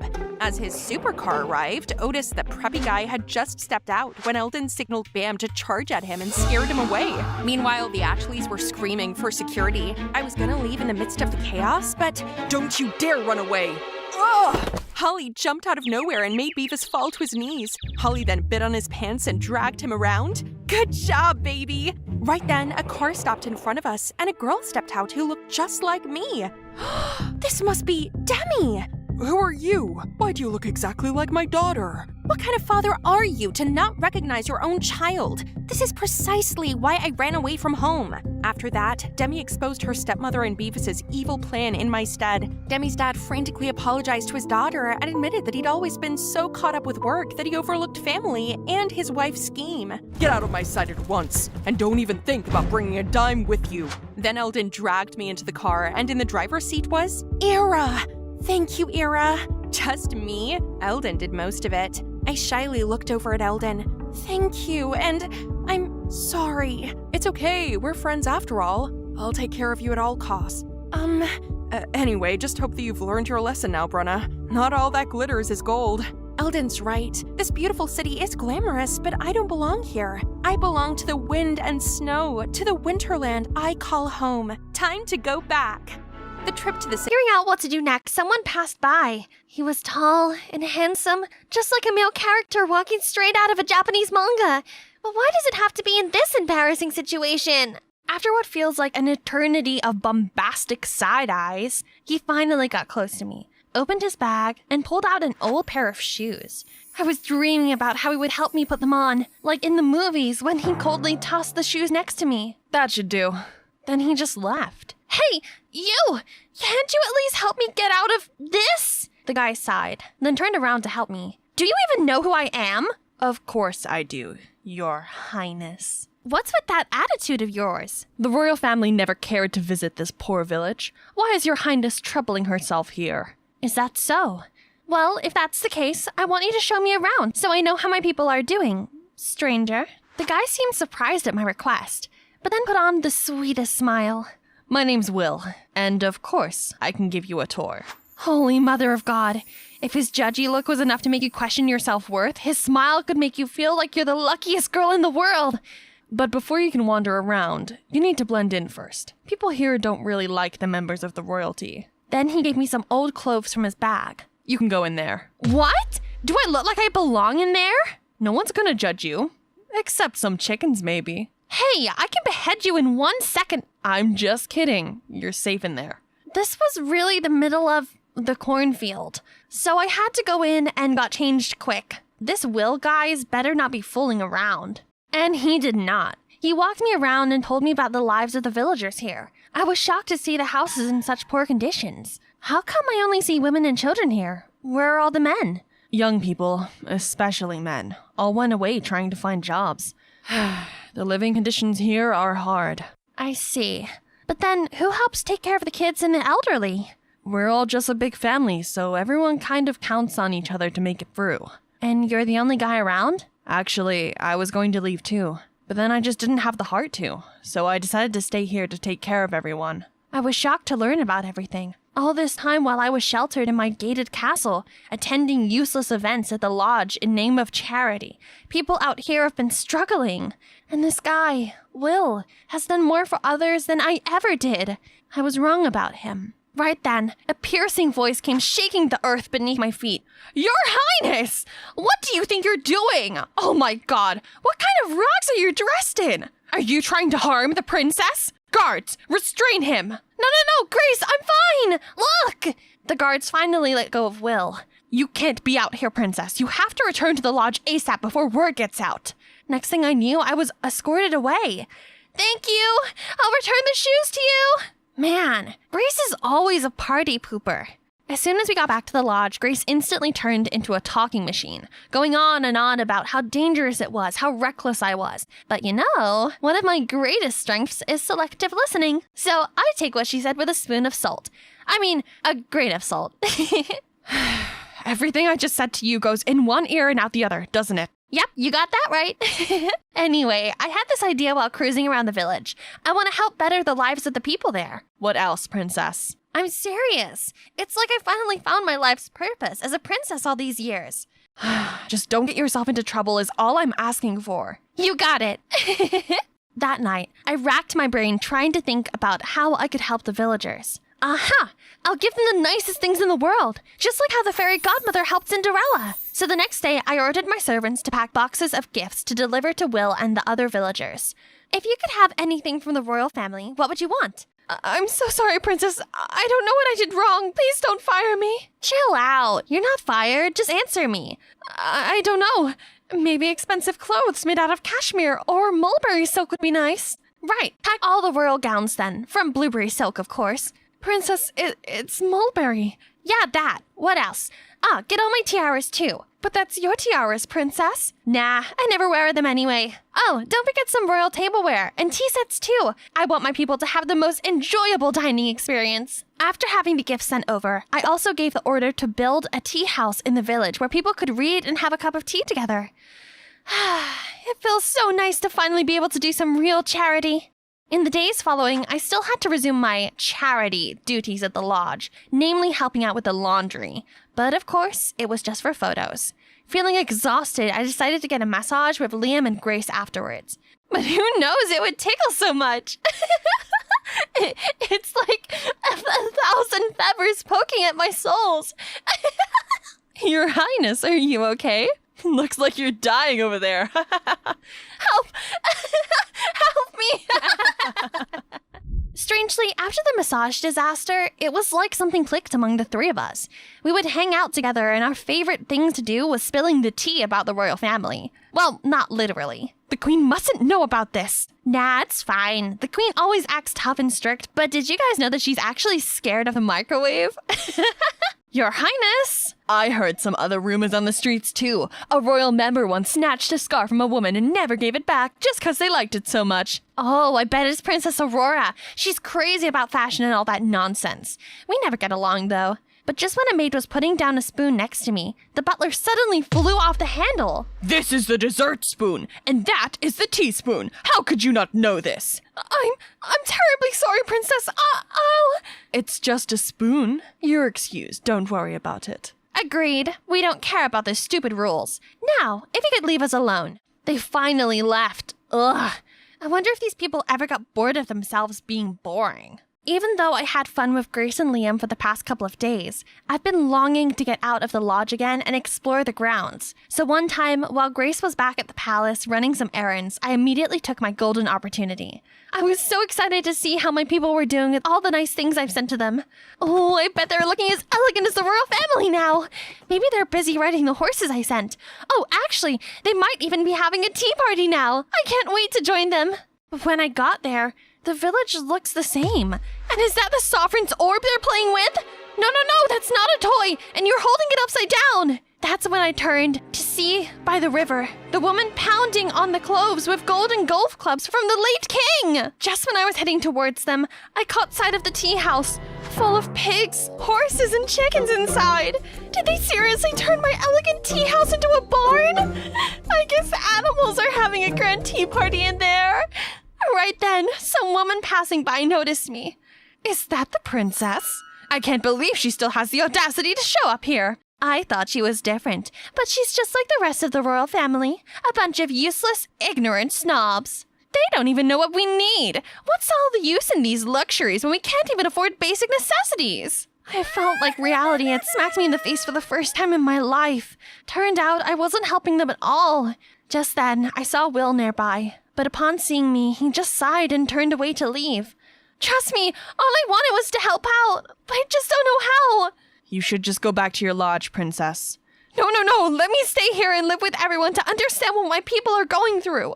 That's not possible. You grew up with abundance and wouldn't last a day here. That's why I want to learn, so I could really be helpful and give everyone what they need. Please help me, Will. He still seemed hesitant. Just treat me like everyone else here. I promise I'll try my best. Will seemed surprised at how determined I was, and he agreed to give me a chance. I was over the moon and ready to start a new venture. But when I got back to the lodge to pack my things, I was informed that the charity program was over and all of us were to return to the palace the next day. I had to go find Liam. Seeing him reading in the garden, I told him I had some emergency that needed my attention here and asked if he could help cover up for me. I was ready to get on my knees if I needed to when... Sure thing. Just do whatever you need to. But aren't you mad? I know I was supposed to be spending time with you just as the queen wanted me to. You know, the marriage and stuff. Girl, I got your back. Saying that, he got on the phone with my mom. Your Majesty, the princess and I are enjoying our time together so much and wish to be allowed to extend our stays here. And of course, the queen was more than happy to agree. But I knew there was one more obstacle to overcome. Grace! When I told her I needed to live outside the lodge for a while, she immediately opposed the idea. I'm serious, Grace. I know you worry about me, but I am the princess. I'm supposed to help the very people I rule, but I failed to do that so far. And I'm here enjoying my privileges on my people's hard work. What kind of princess am I?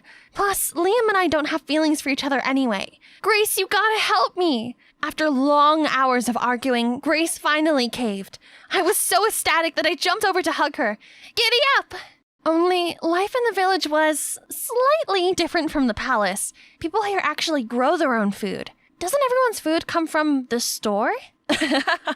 No, we don't have stores here. Everything comes from the ground. Even my afternoon chocolate shake with 2 pumps of mocha? Yes, even your chocolate shake with 2 pumps of mocha. In fact, I bet it's even better. I'll make one for you later. Just then, I saw Miss Estelle struggling to pluck up the carrots, so I came over to help her. Don't you worry, I got this. But, who knew the carrot was holding on to dear ground? Just when I was about to give up, it suddenly came off the ground and ended up flying straight over my head, hitting, well... Maybe it's better you go feed the chicken. But when I approached the chicken, I saw an egg on the ground, so I picked it up. The chicken suddenly turned to look at me as if they all spotted their sworn enemy. All that was left to do was run! Not until Will came in and saved the day did all the chickens calm themselves down. You seem to know a lot about life here. Of course, I've lived here since the day I was born, though I don't really know who my parents are. Where are your parents? I'm actually an orphan, being brought up by the people here. They didn't have much, but were raising me with all their hearts. That's why I want to stay here and take care of them now that they're getting older. I was touched by his story and realized how nice people could be to each other, against all odds. Let's go fix the roofs. The storm's coming. Is there something you can't do, Mr. Know-It-All? Well, actually, yes. I've been living here for so long, I don't know how to impress a girl. Who are you kidding? I bet girls are dying to sweep you off your feet already. Are you? For a second, I found myself lost in the dreamy haze of his eyes. No, Mia, you're here to help others, not to fool around. Come on, let's go fix the roofs. Later that day, Will led me to the garden and showed me the traditional way of making chocolate. And just like this, you keep grinding until it becomes a thick paste. I got to try it with Will holding my hand. The two of us were so close together. I could hear my heart pounding against my chest. Is this the rush they all talked about in the fairy tales? When we finished, Will made a fresh batch of hot chocolate and gave me one. When I took a sip, a rich, nutty, and earthy flavor instantly warmed me up inside. Will was right. This is better than any Starbucks I ever had. The following days were the most fun I've had in my entire life. I still found it hard to navigate through the hardships here, but Will was always by my side. And the people here, once I got to know them better, they all started to warm up to me too. Every Friday, the whole village would gather around a bonfire to tell each other the oldest tales. Enough with the nightingale. I want to know when we'll hear the happy ending for the tale of Mir and Will. We all know the happy ending is as clear as day already. I found my cheeks warming up to the jokes. I wondered what was on his mind as I caught Will blushing also. Everything was like a dream, until one morning Will and the other villagers had to go harvest the crop, and I stayed home to help with some chores. While I was hanging the cloves, I got all shook up by a familiar voice. What do you think you're doing, Mia?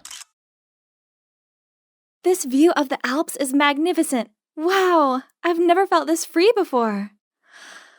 Huh? Hang on.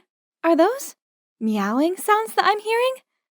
I followed the sounds to the raging river nearby, and there, stuck on a rock in the middle of it, was a terrified cat. Oh no, poor baby. I've got to help it. I quickly grabbed onto the nearby tree, then leaned out towards the rock with an opened umbrella on the other hand for the cat to jump onto. The cat hesitated for a bit before making the leap. But it's heavier than I expected. I lost my balance and tumbled into the river.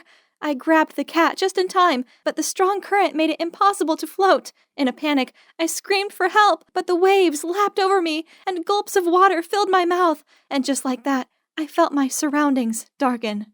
Ugh, what was this wet, scratchy thing rubbing on my face? I opened my eyes to see that cat sitting on me. Thank goodness it was okay. But where am I?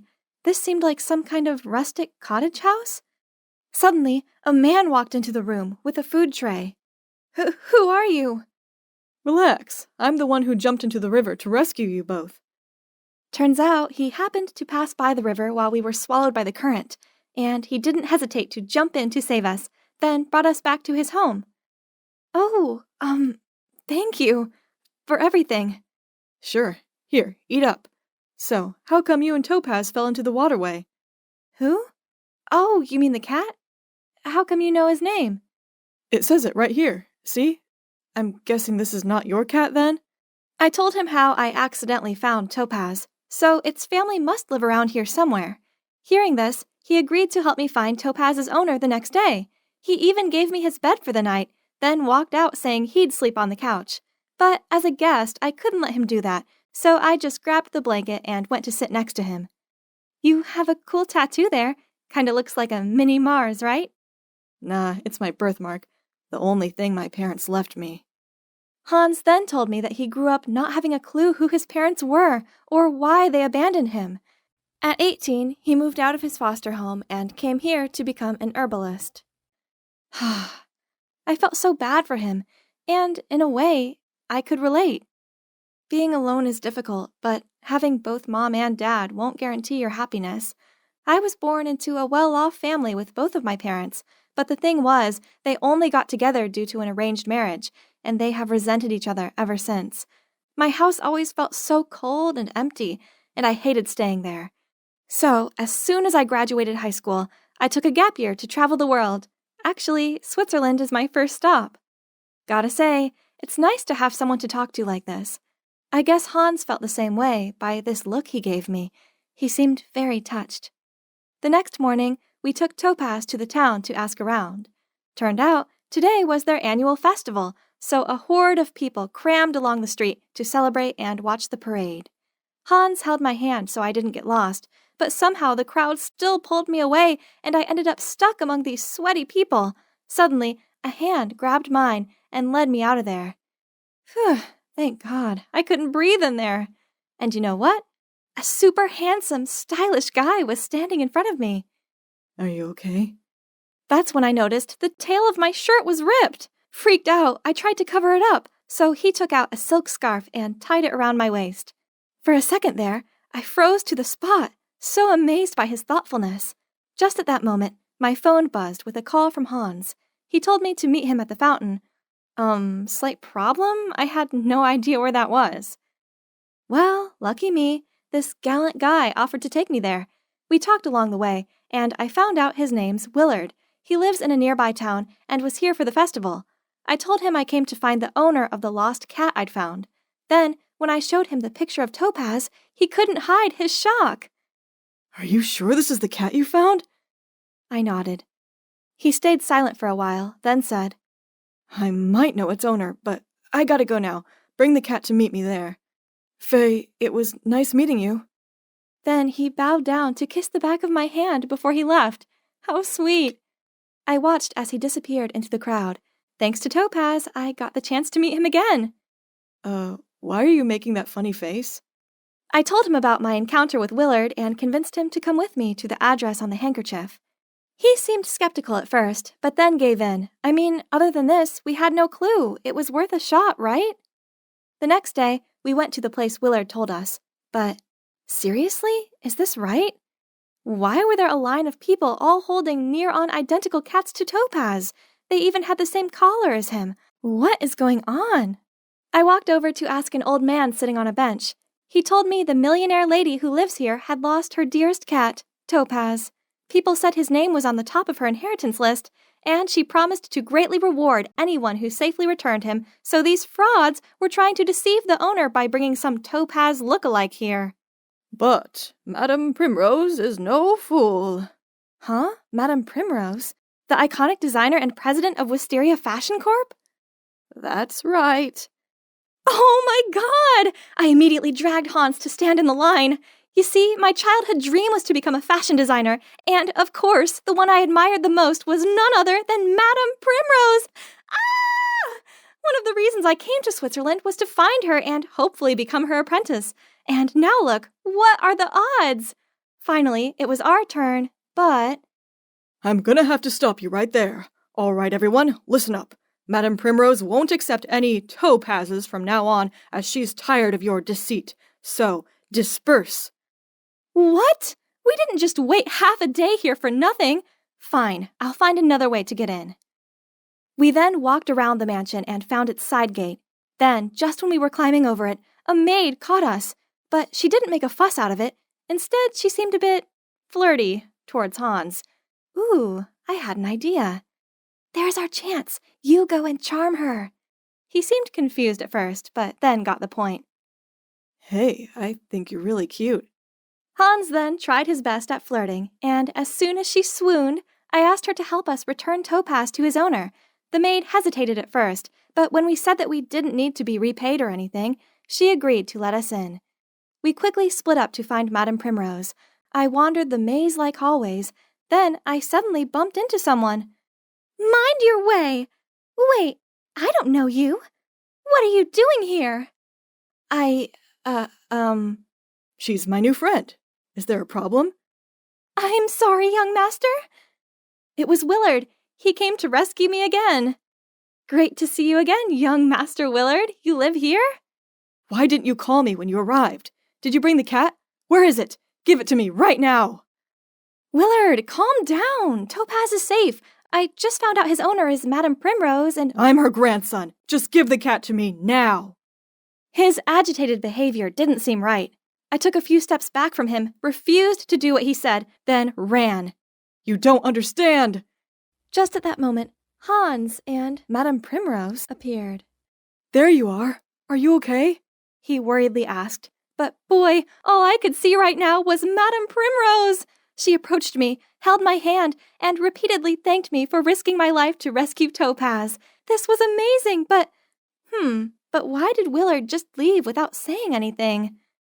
Madame Primrose invited us to stay for dinner that evening. Joining us were Willard and his mom, Agneta. Madame then told me how much Topaz meant to her. 20 years ago, she lost her son, Mr. Alvarez, to a car accident. Then a year later, her grandson Leroy disappeared. Her grief was almost unbearable, but then she was gifted a cat, Topaz, and thanks to him, she began to heal. I tried comforting her by saying she still had Willard, her other amazing grandson with an excellent fashion sense inherited from his grandma. But to my surprise, Madame Primrose said Willard isn't her real grandson, since Agneta is actually Mr. Alvarez's second wife and was a stepmom to the missing grandson Leroy, and Willard was her son with her ex-husband. I could see Willard and his mom were feeling so uncomfortable. Willard must have felt so hurt as Madame Primrose never even thought of him as a family member. Then my train of thought was interrupted by Hans. Why didn't he just tell me to pass him the salt instead of sticking his right arm to my face like this? Suddenly, Agneta gave him a mortified look and spilled wine all over the table. Mom, are you okay? She didn't reply, but just left. I could tell it was because she saw Hans's birthmark. What could this be? Has she no manners? She must be unwell. I'll go check on her. So I followed her to the garden gazebo. That's where I heard her talking to someone on the phone. You had one simple job. Take that pampered Moggy miles away. Well, guess what? It came back. I gasped in shock, and right then, a hand covered my mouth. Shh. Be quiet.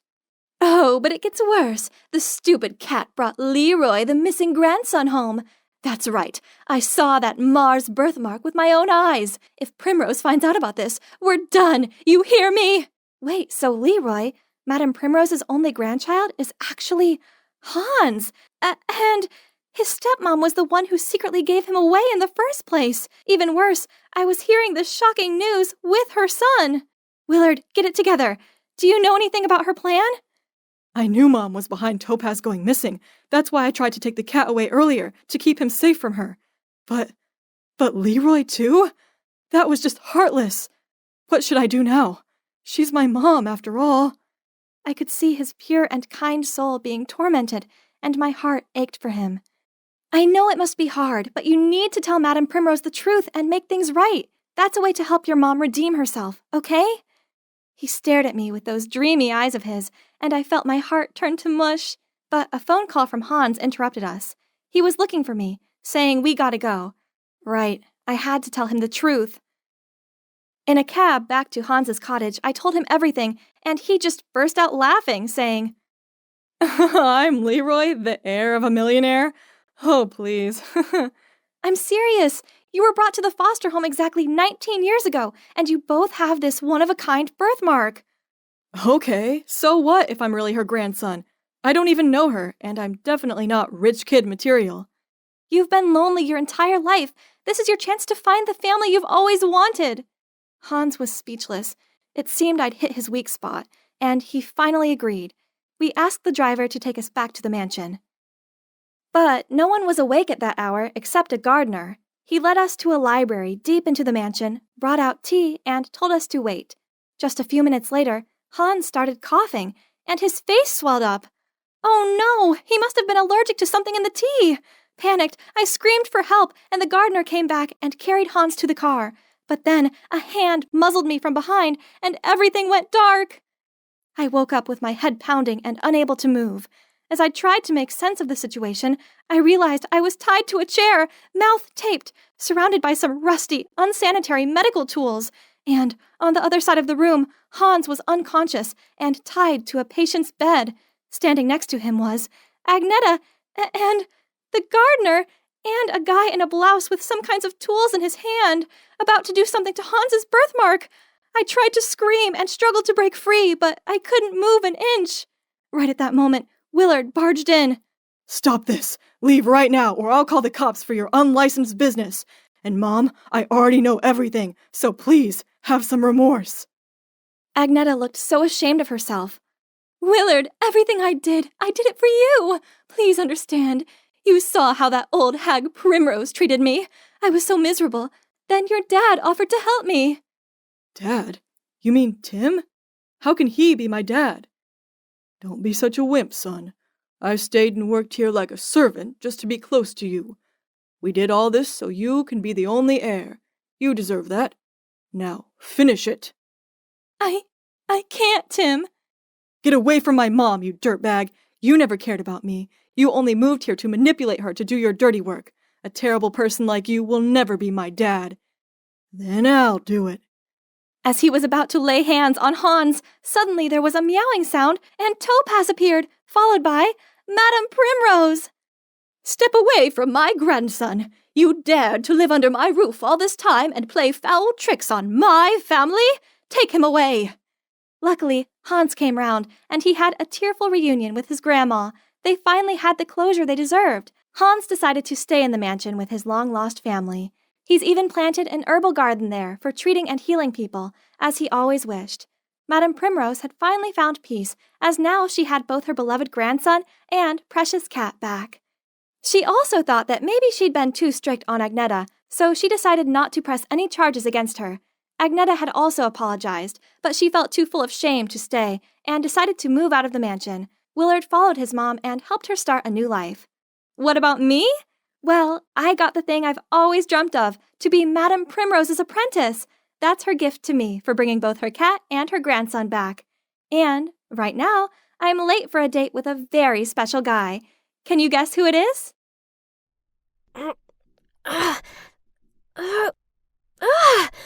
Why did this fence have to be so high? Oh no, that didn't sound good. It was time to get out of here. But, I seemed to be stuck. Suddenly, a security team was blinding me with a flashlight and telling me not to move. Not that I could anyway. They dragged me down. Then the next thing I knew, I was being pushed into a chair and interrogated by security guards. But all they got out of me was silence. A few minutes later, Mr. and Mrs. Langston showed up. Yeah, they're the wealthy couple who owns this mansion. They're the people that I was looking for. I suppose I did owe them an explanation. I'm sorry for this disturbance, but it's not what you think. I saw your job advert for a housemaid, and I wanted to apply, but the guard said I was too young and refused to let me in. The thing is, my dad has a rare heart condition, and if he doesn't receive treatment soon, then chances are he won't make it. I really don't have any other choice, so please can I have the job and also 6 months' salary advance? Right at that moment, a girl my age fell into the room, peered at the Langstons, then started laughing. Carla, this is not acceptable. Aren't you ashamed of your appalling results for the Francis Academy entrance exam? You should be studying hard to redeem yourself, not out partying at this hour." This Carla girl just rolled her eyes at them, then wobbly walked off. I noticed Mr. Langston comforting his wife, who seemed to be in much distress at the girl's inconsiderate behaviors. So this must be their daughter then. They sure seem to take her education seriously. And she applied to my school. That gave me an idea. You know, if you want to improve Carla's academic performance, I can help you. They both gave me skeptical looks, so I showed them my academic records and told them how I was a valedictorian and had successfully scored a scholarship at Francis Academy. On hearing about my achievements, any apprehensions they had soon faded. And so, they'd come up with a plan, a risky one. They would pay for my dad's hospital fees until he fully recuperated if I took on the identity of Carla and flew to South Korea to study at an international high school there, while Carla would take my place and enroll at Francis Academy just as they wished. This deal sounded like the answer to my prayers, but I knew it would be tricky. Pretending to be somebody else in a completely different country was beyond my understanding, so I agreed to do it, but only on 2 more conditions. First, a guardian must be present, who would take care of all my paperwork and stuff. Second, after I completed the deal and returned, the Langstons had to help me get into my dream school, the prestigious GBA University, obviously. They gave it a thought, then shook my hand in agreement. It looked like we had a deal! The next thing I knew, I was in an elite neighborhood in Seoul, Korea. Whoa! Talk about luxury! So this was what it felt like to be born with a silver spoon in your mouth. Mr. Preston dropped me off at school and repeatedly told me not to draw attention to myself. Blah, blah, blah. Oh, by the way, Mr. Preston is the Langstons' lawyer, and according to the contract, he's also my guardian. He seems oh so serious, but I guess he's okay. Whoa, this school looked so modern. The architecture was a work of art all in itself. I wandered around the endless corridors and tried to find my class. Everyone seemed quite friendly, and the class president, Minjun, even gave me a guided tour. All the students' outstanding paintings, photos, and models were displayed all across the campus. Countless classrooms of different subjects, from science to art, just made me gasp in awe. I was admiring the artwork when suddenly Minjun blurted out, "Sorry, I've got to go. Miss Lee is looking for me. It'll only take a few minutes, so wait here for me, 'kay?" Then he rushed off, so I lingered around the hall. That's when I spotted a group of girls nearby. I recognized the one from my last class. I'm sure her name was Isabella. I was about to walk over to greet them when I realized they had this one girl cornered and were making fun of her hairband. Ugh! Where did you get that horrid thing from? I suppose it must have come from some thrift shop or something. I heard that's where poor people shop. Ugh, this whole thing disgusted me. They outcasted someone just 'cause she didn't come from ridiculously rich households like them. I knew that poor girl's feeling all too well. I gotta help her. But I didn't want to get anyone's back up and draw attention to myself. What could I do? Ah, got it! Hey, the teacher's coming. I'll stall her for you guys. Run! My plan worked a treat, as Isabella and her friends nodded at me, then rushed off. I then went over to the girl asking if she was okay. Get away from me!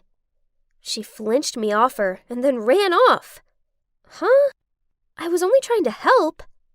As I turned around, I saw Minjun looking at me. A bit impressed, I think. He told me that the students here were divided into 2 groups. 90% are rich, and the remaining 10% are poor kids entering under scholarships. Most of the students are quite friendly to each other. Well, except those I just witnessed. Isabella's part of the rich kid group who think their upbringings make them superior to others. She's often mean to the 10% group as she believes they don't deserve to be here. And as you can guess, that girl they upset She's called Susie. She's in the 10% group, and she's the smartest student in our year.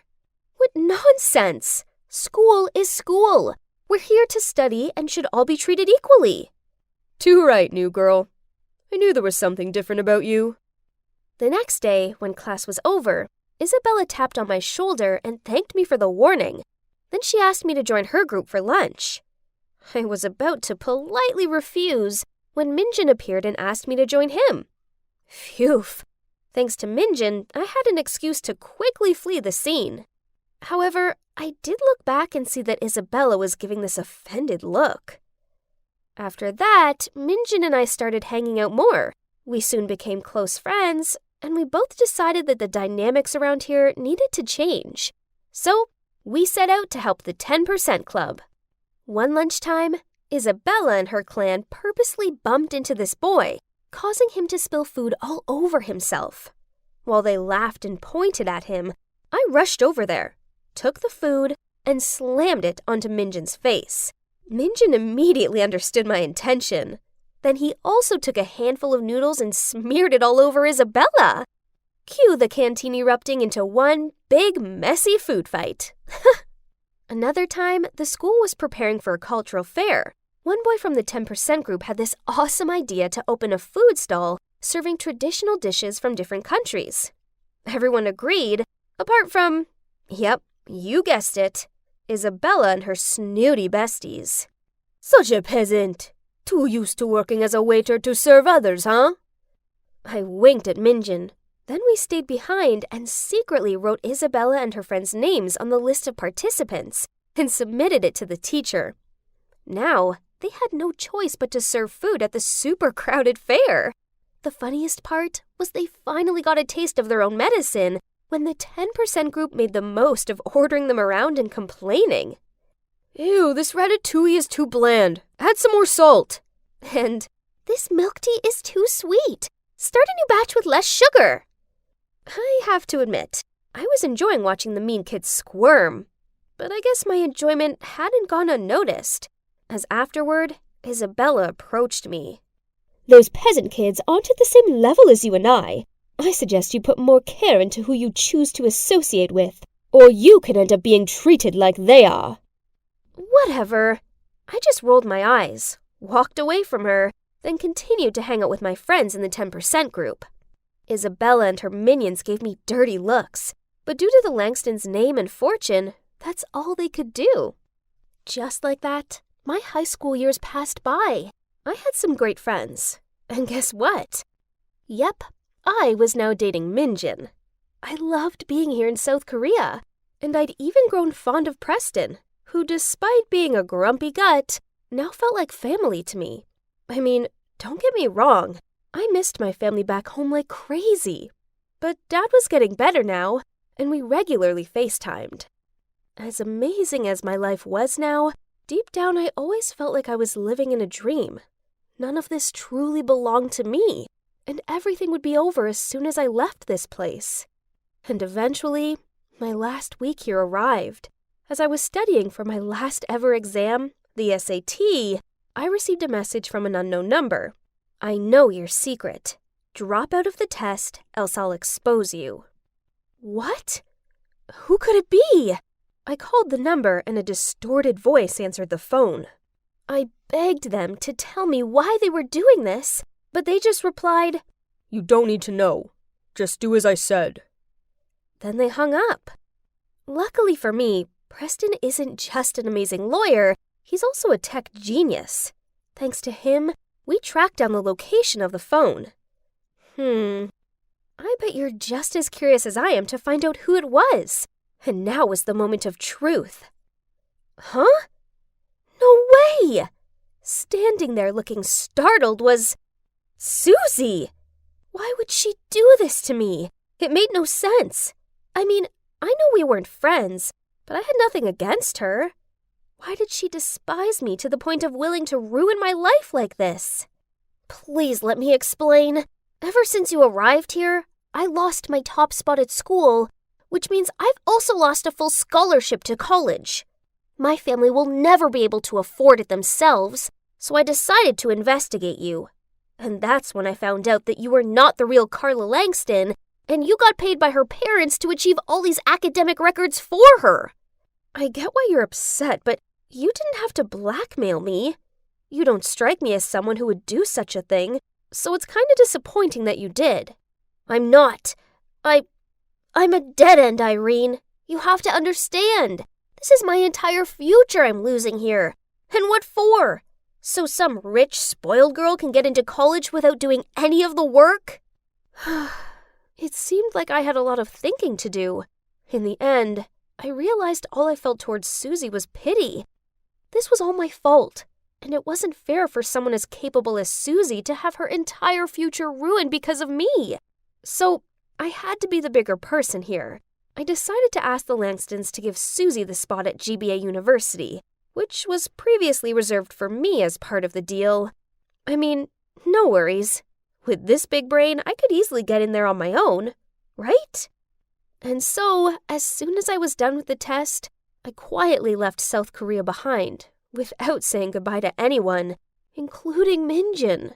Susie and I boarded the same flight back to the state. She couldn't help but thank me all the way there. And, well, let's just say, by the time the plane landed, we became good friends. But things didn't all go as swimmingly as I intended. It turned out Carla was even more negligent than first thought. All she managed to get was a high school diploma with shockingly bad grades. These were now my bad grades. My dream of attending a prestigious university was over. I'd just have to make do with a community college instead. A year flew by, and there wasn't a single day that I didn't think about South Korea or Minjin. I couldn't talk to him anymore. I promised the Langstons I'd cut all ties with my life there. I mean, Susie was the exception. One day while going out with Susie, she was showing me something interesting on Facebook, when we happened to scroll past a post of Minjin's, which read, "Finally I found you, the love of my life." My heart sank. Wow, it looked like he'd found someone else, while my heart still pined for him. But life still goes on, and a week after that, I was waiting for Susie outside of her college, daydreaming how this could have been my life. I saw a familiar face heading towards me. Was that Minjin? But wait! He was with a girl. Carla! Hang on, his Facebook post was about her? The love of his life was Carla? I couldn't do this right now, so I willed back tears as I took a deep breath and turned to walk away. But suddenly, I felt a hand pull me back. It was Minjin. "It's really you! I finally found you! I've been looking ever since graduation, and then my information led me here and to..." "Me!" Carla appeared next to him and smirked at me. Hey, who am I to stop the course of true love? So I told him your real name and helped him search for you.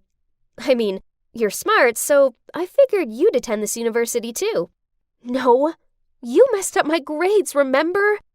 Anyway, it doesn't matter anymore. I turned and looked at Minjin.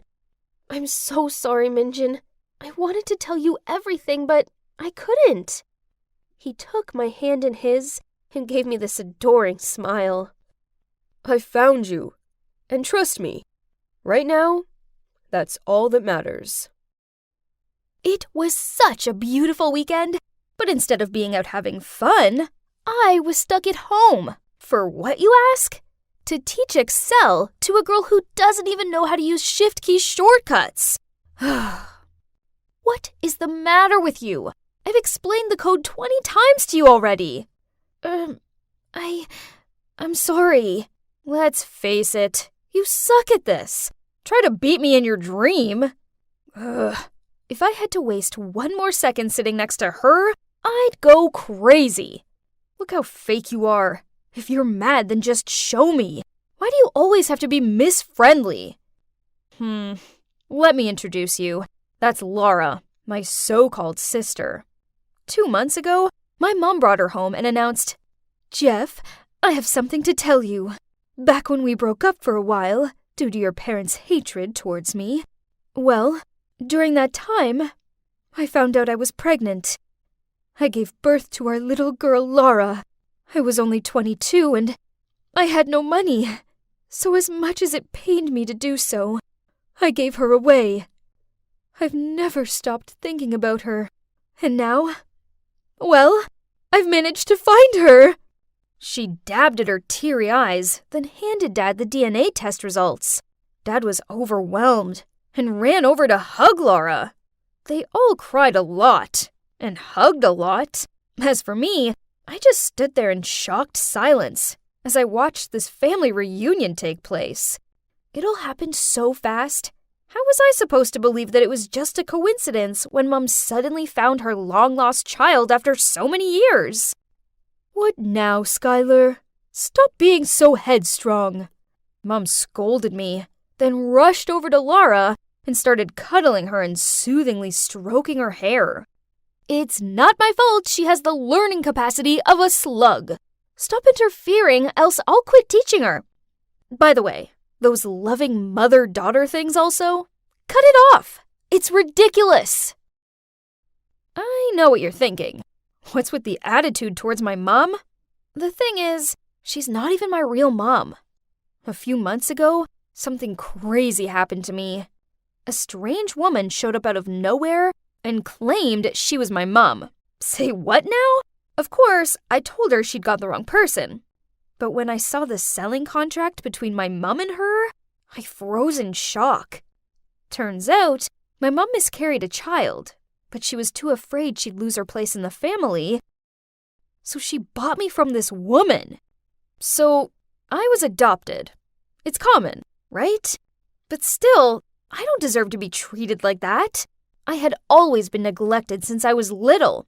Mom never hugged or kissed me. She didn't read me bedtime stories or tuck me into bed at night. All she ever did was snarl at me. Go away! I guess I convinced myself that this was just how Mom was. But then Laura arrived, and Mom is totally different with her. I get it now. I get why she treated me so cold and why I've never felt happy despite growing up in a wealthy family. Because I'd never belonged here. After the incident with the woman, I confronted Mom about it. I get it. I know I'm not your real daughter, and that's why you think it's acceptable to treat me like garbage? Oh, please, stop with the dramatics. Let me tell you this. Even if you did adopt me, I'm still gonna prove my efficiency to Dad and take over this company by myself. Mom was dumbfounded after hearing that. Then, not long after that, she turned up with Laura.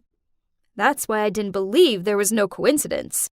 She brought Laura back to compete with me.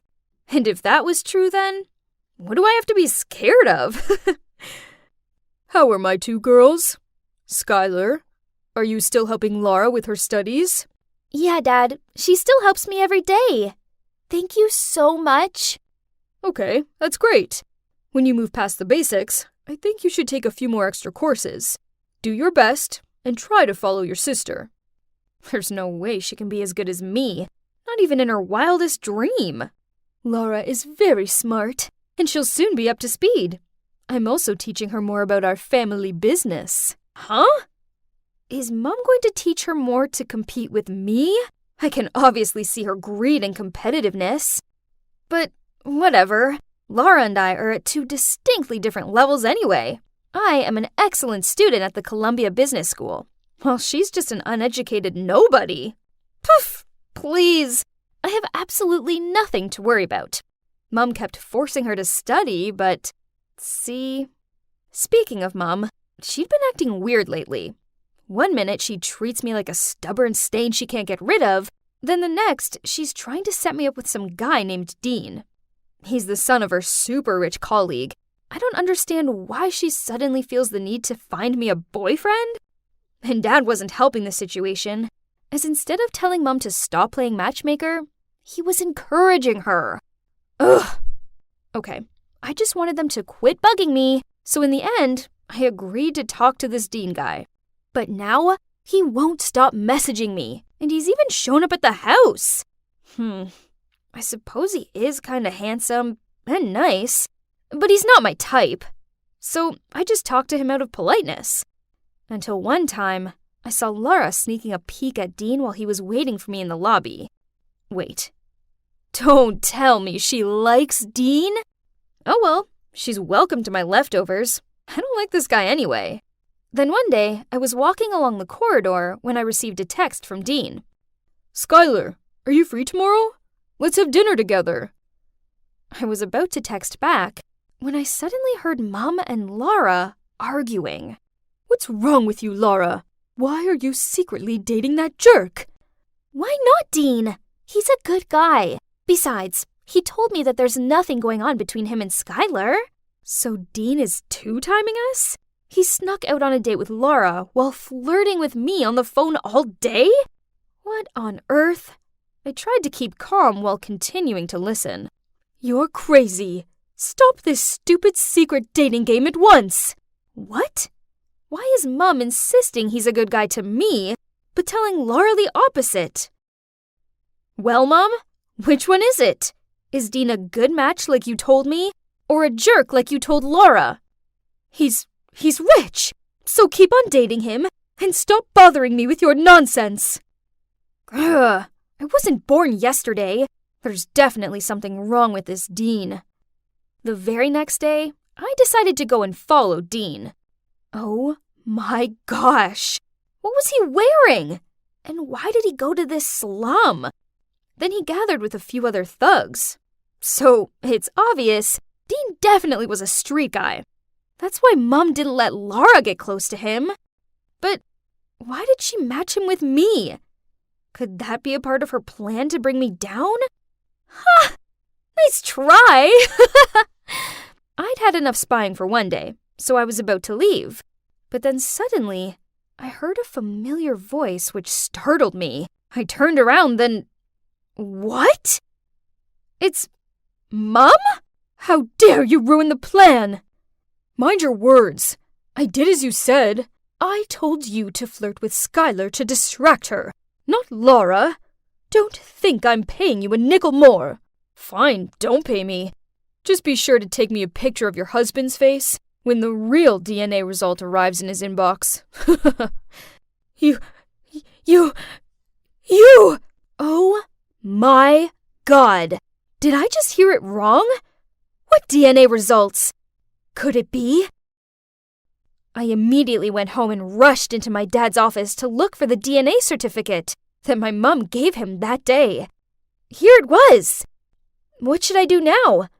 That's right, I had to take it to the hospital to have it checked. After pleading and putting pressure on the doctor, he finally admitted that he'd accepted a bribe from Dean to fake the test result. I asked for the original one and, believe it or not, Laura was not my dad's child. I immediately rushed home and showed my dad the original DNA results. He was so shocked, I had to help him sit down, then get him a glass of water. When he got over the initial shock, he asked me to call Laura and Mum in to confront them. But, oh no, Laura's room was empty. Only one letter was lying on the bed. Sorry, everyone. Dean told me the truth. Thank you all for taking care of me. Especially you, Skylar. I honestly enjoyed being around you. I think you're kind and patient. Please don't ever change. I don't belong in your world, so I can't stay. If we're predestined, we will meet again. Thank you, and sorry again. Love, Laura. Unbelievable! How could you lie to all of us about something like this? Knowing she couldn't wriggle out of this one, Mum replied, Okay, Laura isn't yours. I fell pregnant with her after we broke up. I didn't want you to throw me out, so I paid Dean to get a fake DNA certificate. Then I paid him again to date Skylar and distract her from her studies. This business should be Laura's, not hers. But that jerk went and fell for Laura instead. Poor Dad. He looked so heartbroken. Mom tried pleading with him to forgive her, but he told her the trust was broken and that she had to leave. Everything's such a mess. Poor Dad shut himself away in his office, while me, I lay on my bed, staring at the ceiling.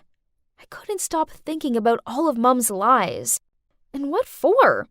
Money? Fame? Status? Are all those things worth sacrificing dignity, honor, and trust for? I used to want to compete with Laura too, but now it turns out that all of that was just fleeting. Dad, I think I should leave too, because I'm not your biological daughter either. I've known for a while, but I've kept quiet as I was afraid that you would abandon me. Thank you for always being there for me.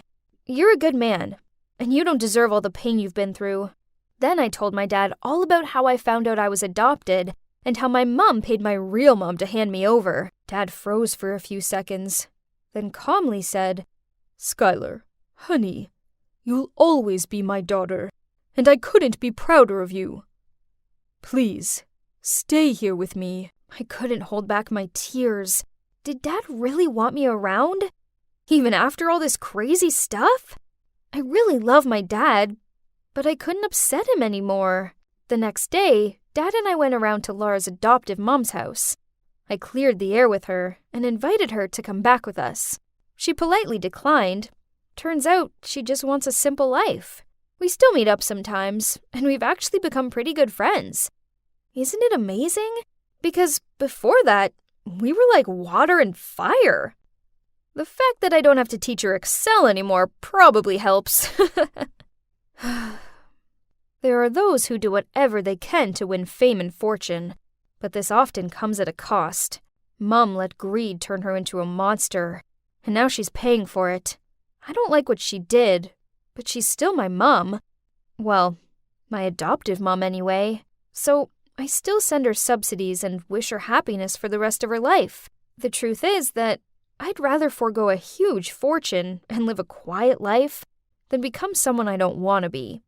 If it were you, would you do the same to live in peace? Everyone talks about how Christmas is the most wonderful time of the year, full of love and cheer and surprises. Well, last Christmas, our family got the biggest surprise of all. I'm Grace, and Christmas has always been my favorite holiday. That was until one year when everything changed. At the time, I was only 10, and my little sister was 3. It was Christmas Eve, and we were all so excited as it had snowed. That meant we were going to have a white Christmas. But suddenly, I heard loud voices. Our parents were fighting. I didn't know it at the time, but my dad had been having an affair, and my mom had just found out. I came downstairs just in time to see my dad slamming the door and driving away. Mom was in tears and told me to run back upstairs and pack a bag for me and my sister. Then we drove to my aunt's house, and the 3 of us stayed there that night. We woke up on Christmas morning, and because Mom is a nurse, she had to go to work as she was on duty that day. We opened our presents, and then me and my sister went outside to play in the snow. Suddenly our dad appeared, and we were so happy to see him. He had presents, and he asked us to quickly jump in the car with him so we could go home to see what Santa had brought us. I remember he smelled kind of funny, and I thought he must have forgotten to bathe. But it was the smell of alcohol. He'd been drinking all night and was completely over the limit. As we drove away, our aunt came running out, but it was too late. We were on our way home. It happened so quickly I barely remember it. We must have crashed because the next moment the car was skidding to the side of the road, and me and my sister were screaming. Dad had been so drunk he ended up crashing into 2 cars and injuring 4 people. Luckily, me and my sister were okay, but Dad wasn't. He ended up going to prison, and he wasn't allowed to see us anymore. My mom went crazy when she found out, and she wouldn't even let us see him in prison. We were too young to really understand, but we just knew we weren't going to see our dad again. A couple of years ago, I asked Mom about him, and she said he'd gotten out of prison and moved across the country, and that she didn't want to talk about it, so I never mentioned him again. And then my mom met a new guy named Neil, and I guess I like him, but I miss my dad a lot. Then Christmas came around, and it brought back all those memories. Mom always acted a little emotional on the day, and last year was no different. It hadn't snowed since that Christmas, but when we woke up on Christmas morning, my little sister came bouncing into my room to tell me it had snowed. We raced downstairs and started to put on our coats and our shoes. Even though I was 15, I couldn't resist a good old snowball fight. Afterwards, we opened our gifts, and Mom was really quiet. The snow obviously reminded her of what happened that Christmas with Dad. We spent the rest of the day watching movies and playing with our gifts, and then we sat down to enjoy dinner. We'd almost finished eating when the doorbell rang. My little sister went to open it. "Who is it?" I asked her, expecting it to be our aunt or something, but you won't believe who was standing there. It was Santa. Okay, so I know he's not real, but my little sister freaked out. "Mom, Santa's here," she screamed. Mom came running towards the door with her boyfriend running behind her. We were all so confused. He had a bag of gifts and just stood there not saying anything. My sister was so excited, and she led him through to the lounge and offered him a glass of milk and some cookies. I just looked at Mom and shrugged my shoulders. He sat down and opened his bag. Then he handed me and my sister a gift. Mom kept saying there's no need for gifts, and I could hear Neil whispering to her, "Who is this guy?" But my little sister had already unwrapped it and was squealing with joy. He'd got her the exact video game console she wanted. Mom was shocked. And then I opened mine, and it was the latest iPhone. "Whoa, thank you so much," I said. I could barely believe it. "Sorry, who are you?" my mom finally asked. But he didn't reply. He just started whistling Jingle Bells and looked kind of awkward. And then Neil said thank you to him and asked him to leave. Suddenly, he got up and just ran out. My sister tried to run after him, but he was too quick. Seriously, who was he? The rest of the evening was a little strange, and we were all so confused. My mom thought maybe my aunt had planned this and decided to ask her later when she came over. Neil went to pick her up, and as soon as he drove off, the doorbell rang. It was Santa, again. He said, "Sorry, I forgot I had one last gift in my bag." And then he handed it to my mom. As soon as we heard his voice, we realized who it was. "Daddy?" I said. He took off his Santa hat and fake beard and just broke down. And suddenly we were all crying. Up until that moment, I don't think I'd realized just how much I missed him. Me and my sister ran into his arms, and Mom stood there silently sobbing behind us. She opened the gift, and then she started crying even more. It was a photo album of all of our memories together, up until that Christmas when everything went wrong. My girls, I'm so sorry. Please, please forgive me. I can't live another day without you all in my life. That Christmas ended up being the best Christmas of our lives. Our dad was back. We invited him to join us for dessert, and when Neil came back and found out who it was, he was furious, and so was my aunt. But me and my sister couldn't stop smiling. As for my mom, well, I think she was more shocked than anything, but it ended up being a magical day. Of course, my mom's boyfriend stormed off, but we were too distracted to really notice. Now we don't know what to do. Dad keeps contacting us and turning up at the door. I really want him back in our life, and it seems like Mom's falling back in love with him. She talks about him all the time, and every time he appears, she can't stop smiling. I mean, people change, right? Should we give him another chance? Bonjour! I'm Chloe, and I live here in the French city of Toulouse. I'm working on my debut romance novel about a couple destined to be together despite all the hurdles they face. If you like the sound of it, then leave a comment. Boo! Lost in your dumb fictional world again? If you like the sound of it, then leave a comment. That's Cedric, my brother. But I doubt it, because we have nothing in common. And he's a massive pain in my... Anyway, I guess you could say I'm introverted, and I dream of becoming a best-selling romance novelist, making a living out of doing what I love. Only dreams don't always go to plan, and publishing houses don't seem to like my drafts. Meanwhile, Cedric is Satan in disguise, whose sole purpose is making my life miserable. He turned off my alarm and made me late for a meeting, changed all of my contacts' names to emojis, and one time I woke up to see my laptop covered all in plastic wrap. The problem was he got away with being a jerk simply because he was deemed good-looking. In his fangirl's eyes, he could do no wrong. Living with Cedric was such an endurance test, so I avoided him the best I could by going to a private school, instead of the same public school as him. Everything was fine until our parents lost everything in stocks and we had no choice but to move into this teeny tiny house. One night I went downstairs to get some water and saw Mom and Dad up late with bills piled up around them. Seeing them like that made me desperately want to help. So the next day I told them that the public school had a creative writing club and that I wanted to transfer there. My tuition fees weren't a burden anymore, but going to the same school as Cedric was not ideal. So I insisted that he acted like he didn't know me at all.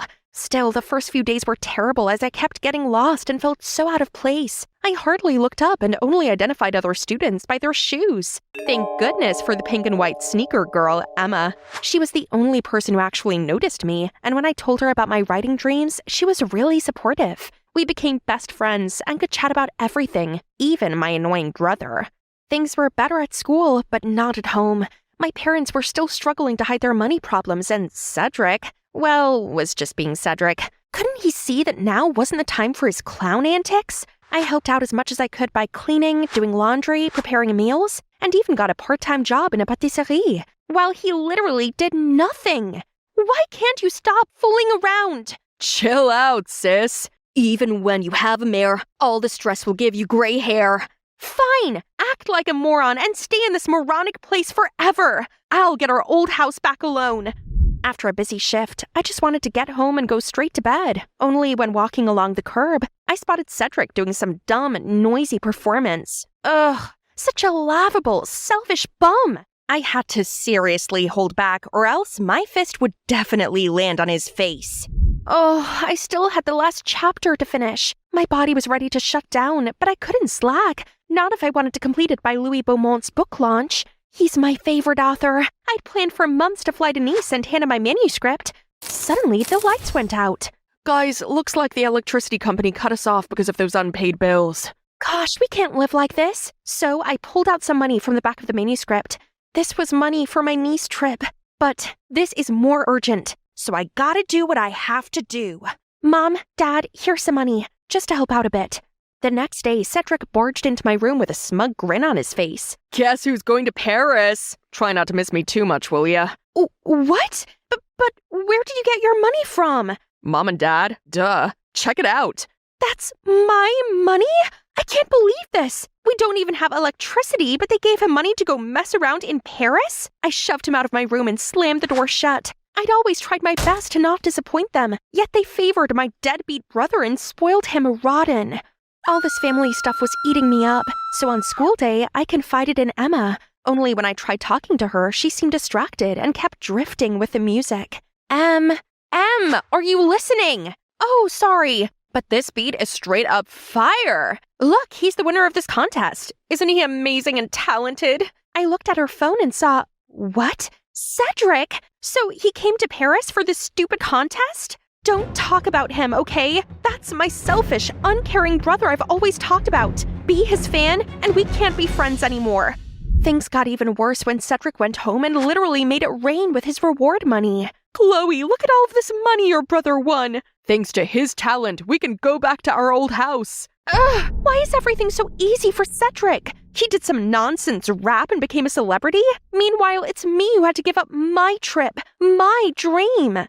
At least we got the old house back, but day after day, these annoying reporters are driving me crazy. How did you come up with meaningful lyrics? Meaningful? Everyone knows rap isn't actually music. It's just some noise full of swearing and insults. Yeah, ignore her. She's just cranky from skipping breakfast. There's no escaping Cedric's name, not even at school. Please, please, please introduce me to him.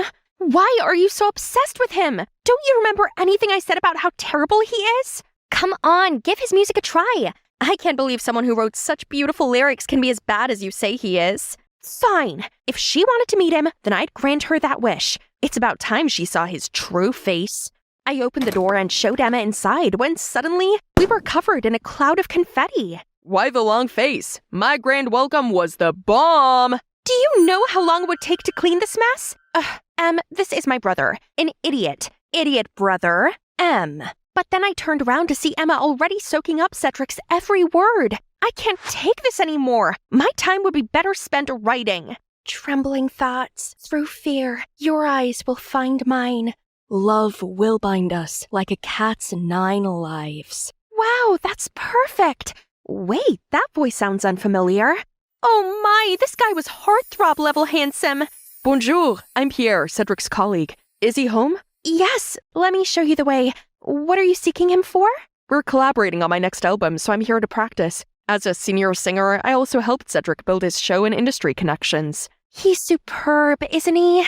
After that day, Pierre visited my house more often. Turns out he's a sweet and gentle guy who always brought us gifts, such as flowers and scented candles. And after dinner, he even helped me wash up. How can such an angel work with my devil brother? One day when I was out with Emma, suddenly she looped her arm around me and said, "You sure seem chirper these days." It's probably 'cause Cedric's often away on music shows. You're telling me it has nothing to do with Pierre? Come on, Chloe, it's written all over your face. Fine. He's really sweet, and his smile is as bright as the sun. How can I approach someone like him? Why not start with a love letter? I took Emma's advice and wrote the most romantic letter ever, then brought it to his company. If anyone asks, I'll say I'm here to see my brother. Huh? Are they arguing? I went over to Pierre and asked him what had happened. Oh, it's nothing really. Cedric is just stressed out from his busy schedule. Yeah, right. As if there was anything stressful about this nonsense rap thing. Now is my moment, so I stuffed the letter in Pierre's hand, then ran away. I was still giddy with excitement when I arrived home. Only Cedric ruined my mood by sitting there looking like he'd swallowed a wasp. Oh no, are all showbiz parties too tiring? What a tragedy. Shut it, Chloe. What does a dreamer like you know? Dreamer? At least I'm not a self-centered, shallow idiot. I sacrificed everything so you could go after your dumb rap career, and all you do is act like an ungrateful jerk. Grow up and stop being so childish. I expected him to shout back at me, but instead he gave me this dead look, then trudged off to his room. He didn't come down for dinner or anything for the next 3 days. This house sure was quiet without him. But he's a chill guy and things will go back to normal soon, right? I guess I should just enjoy the peace while I could. The next day, Emma showed up at my house all worked up. Is Cedric here? He didn't answer any texts and calls. Huh? You two are messaging each other?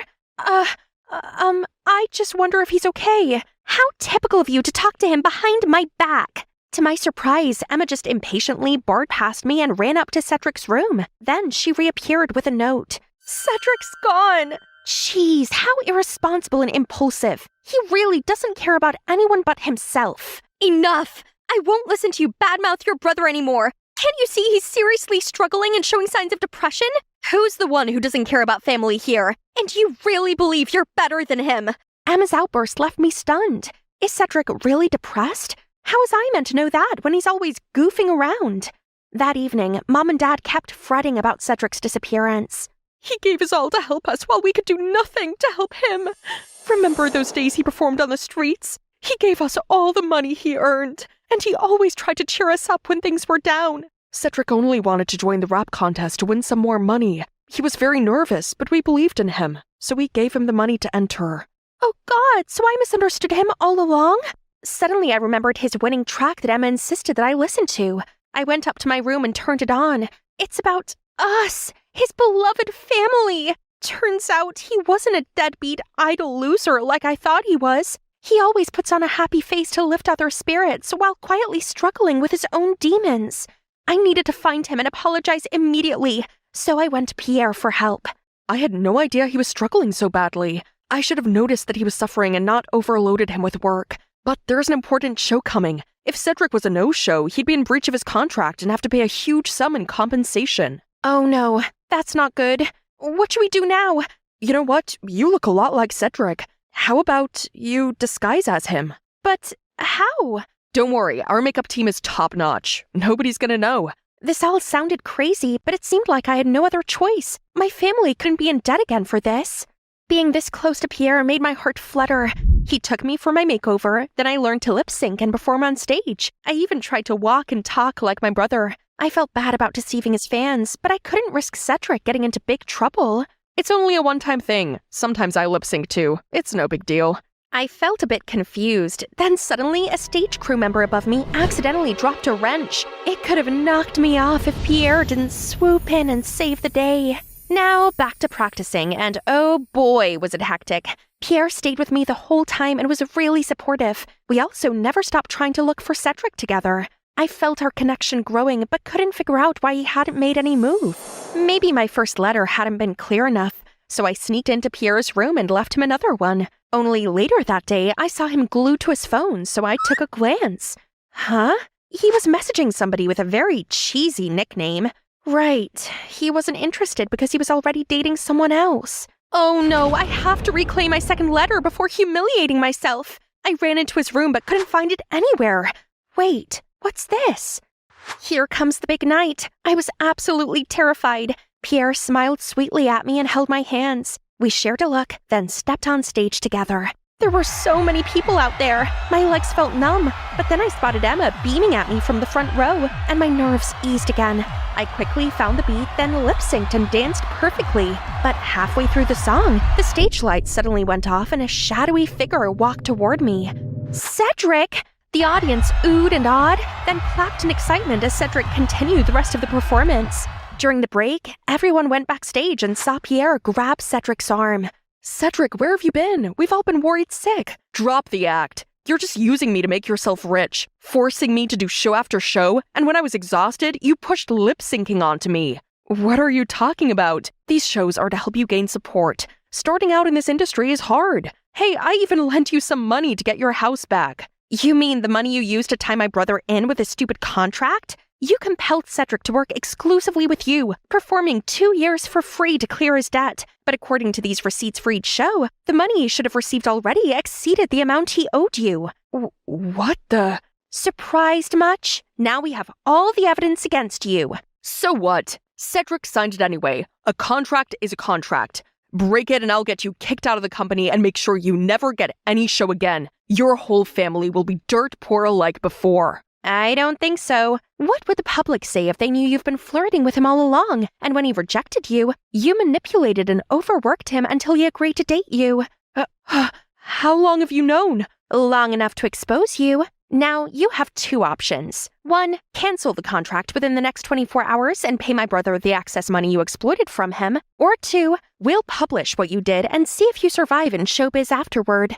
I don't hate you for having feelings for me, but this deal is not fair. Pierre looked nervous and angry, then just stormed off. I turned to my annoying, goofy brother and gave him a big hug. I'm sorry for misunderstanding you before. Why didn't you tell us that you borrowed money to get back our house? I know how much you wanted our house back, so I joined the contest, but the prize money wasn't enough. That's when I asked Pierre. Silly me. If you hadn't found the contract and receipts, I would have still believed his lies and worked till exhaustion. So you did get my message. I was about to shut off all connections to the world. But that day I felt super uneasy, so I opened my phone and saw your message. Must be sibling telepathy. One more thing. Emma, you truly helped me find myself again. What do you say? Do you want to be a superstar rapper's girlfriend? Yes, I do. Please keep the lovey-dovey stuff to a minimum in front of me.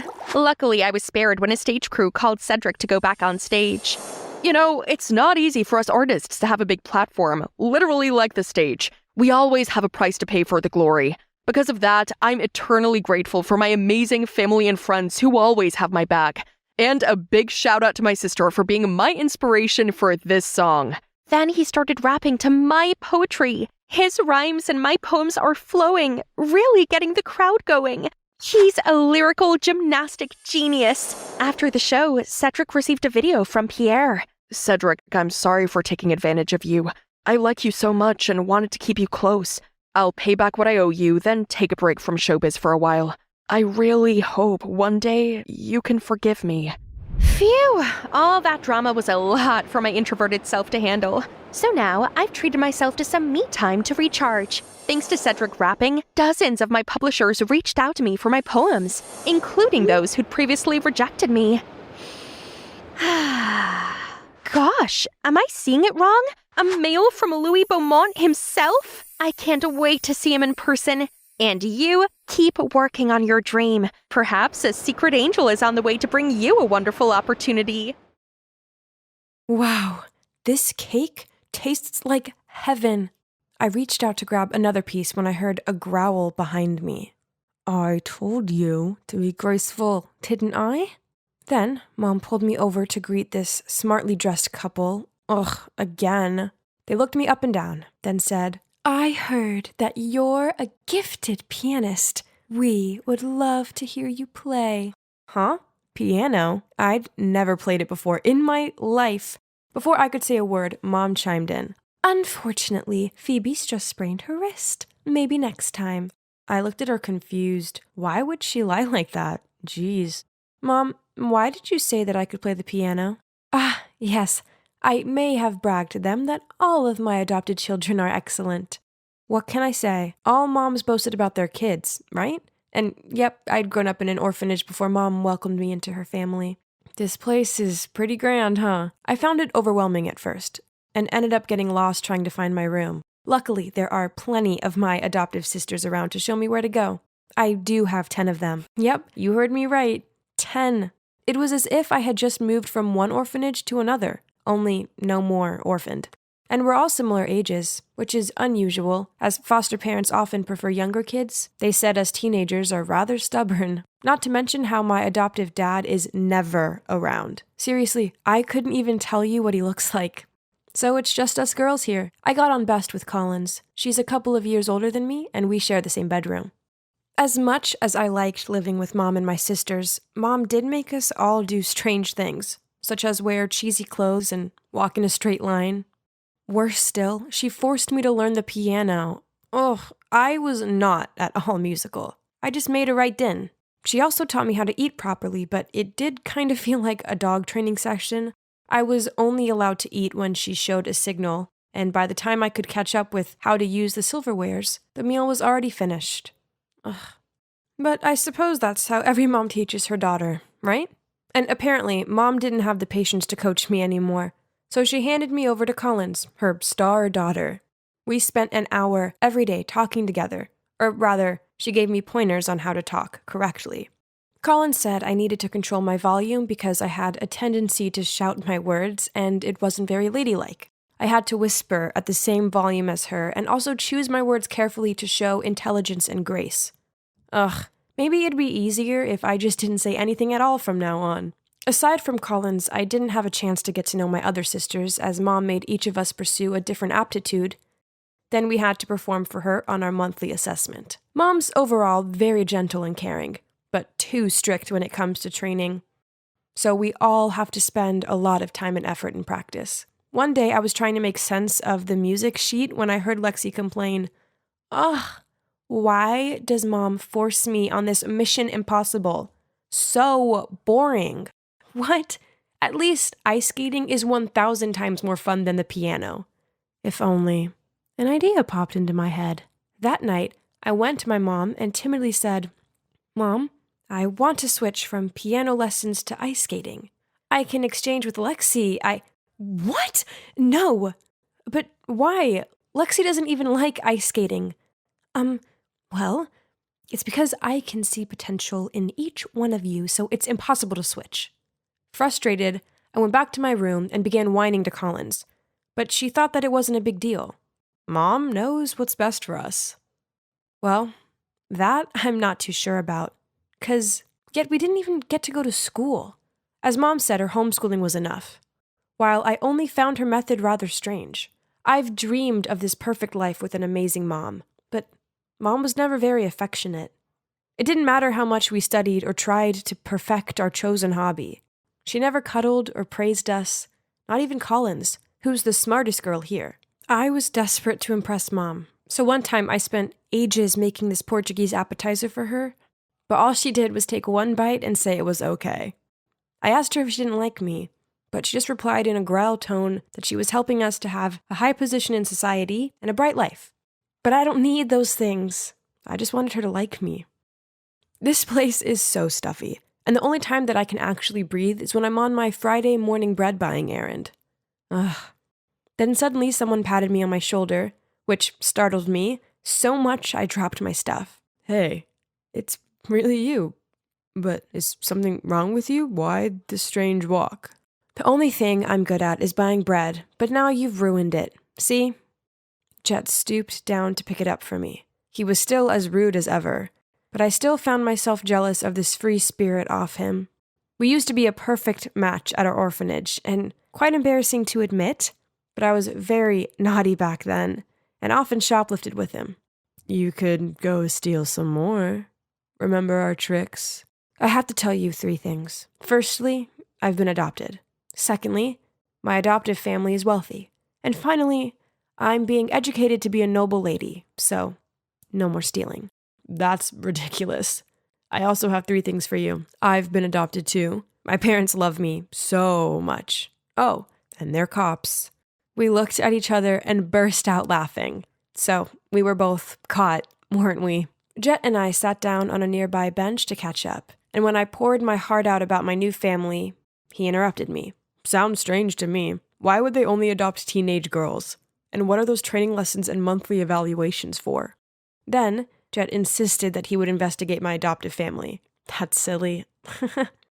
But anyway, it's fun to reunite with a friend, and we agreed to hang out every Friday after that. And here comes my first assessment. Of course, I couldn't even play a simple melody, so I had to study for 3 more hours every day. My sisters suffered even more. Kinsley was forced to abstain from food because she weighed 2 kilograms more than the standard. In contrast, Willow had to eat continuously at night in order to gain 5 kilograms. If it's to this extent, then it must have not been simply for the sake of the casual boasting of a mom, right? On the next Bread Friday, I told Jet about last week's assessment. He firmly stated that there was a problem with my family. I don't think so, Jet. Mom just wants the best for us. Listen, Phoebe, I think she trained you guys on purpose. Each of you has to be good at a certain subject, just like the shopping orders. Orders? Don't go too far. You know Kobe beef? Cows are made to listen to music, given beer to drink, and massaged, but in the end, you know what the outcome is. Oh no. Is that what this is? Mom always said that she would give us the best life, as long as we worked hard. Were we being tested and stamped like those cows? One day, I came home to Collins excitedly packing her suitcase. Mom said she's taking me to a new school tomorrow. So Collins was leaving? But where? I'll miss you, sis. Text me when you get there? But days passed without a word from her. I asked Mom, and she said that Collins' hard work paid off, and she'd been accepted into a prestigious school, but they had a strict no phones rule. Huh, that sounded sus. So I told Jet, and he insisted I report the case.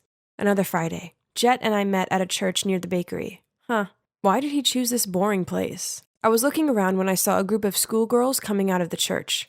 They all wore the same dull uniform, had their hair neatly tied back in a bun, and all obediently lined up. Then there I saw her. Collins? I was about to rush over to greet her, but the glare of the woman accompanying her scared me off.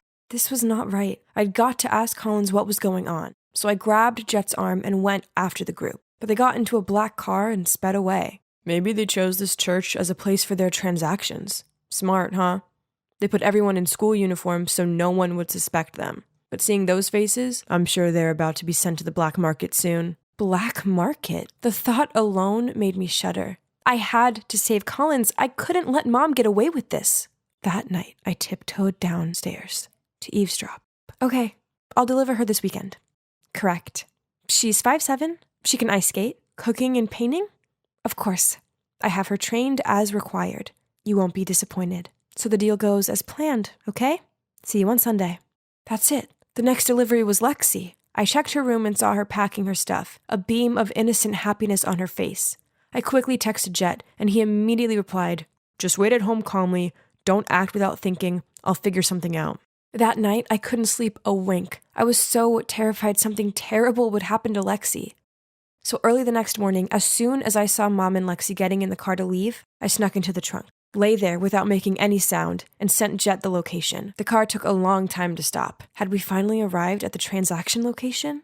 When it seemed safe, I carefully climbed out and saw Mom talking to a fastidious-looking middle-aged woman. What did Mom say that made Lexi so panicked that she kept clutching Mom's hand? The woman handed Mom a rather thick envelope, then grabbed Lexi's hand and dragged her away. God, where was Jet? I couldn't just sit still like this and watch my sister being taken away. Let Lexi go! Now! Phoebe, what are you doing? Stop it. You're going to sell us, aren't you? I already know the truth. What on earth are you talking about, Phoebe? Furious, Mom pulled me away.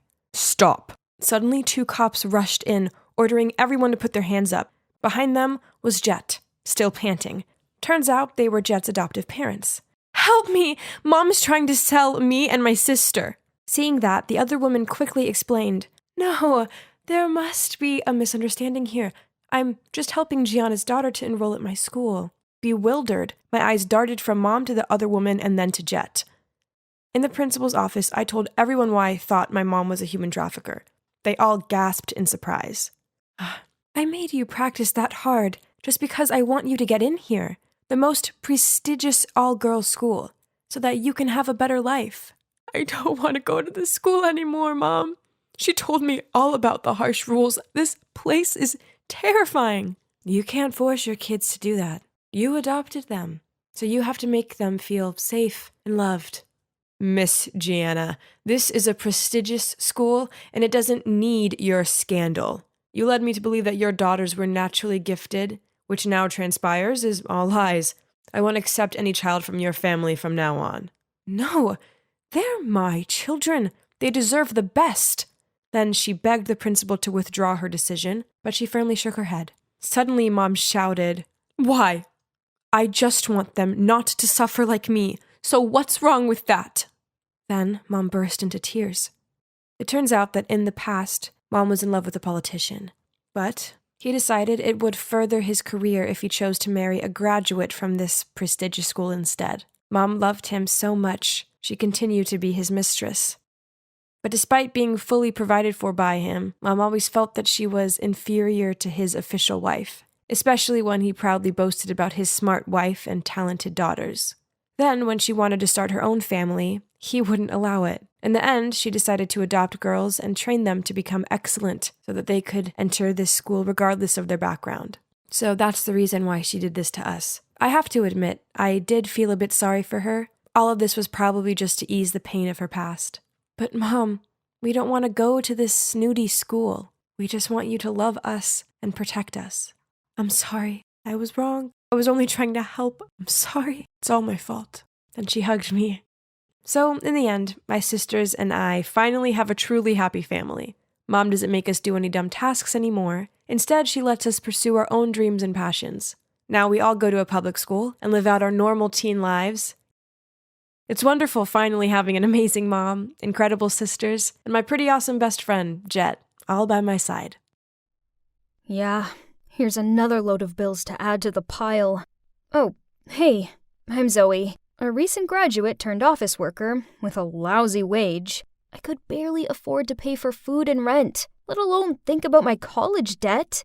It wouldn't matter so much if it was just me, as I could live off of noodle soup. But I also had Birdie to think about, my little sister.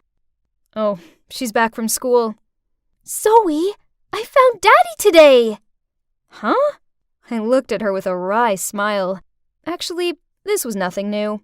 You see, our parents died when Birdie was just a toddler, so now she longed to have parents just like her friends did.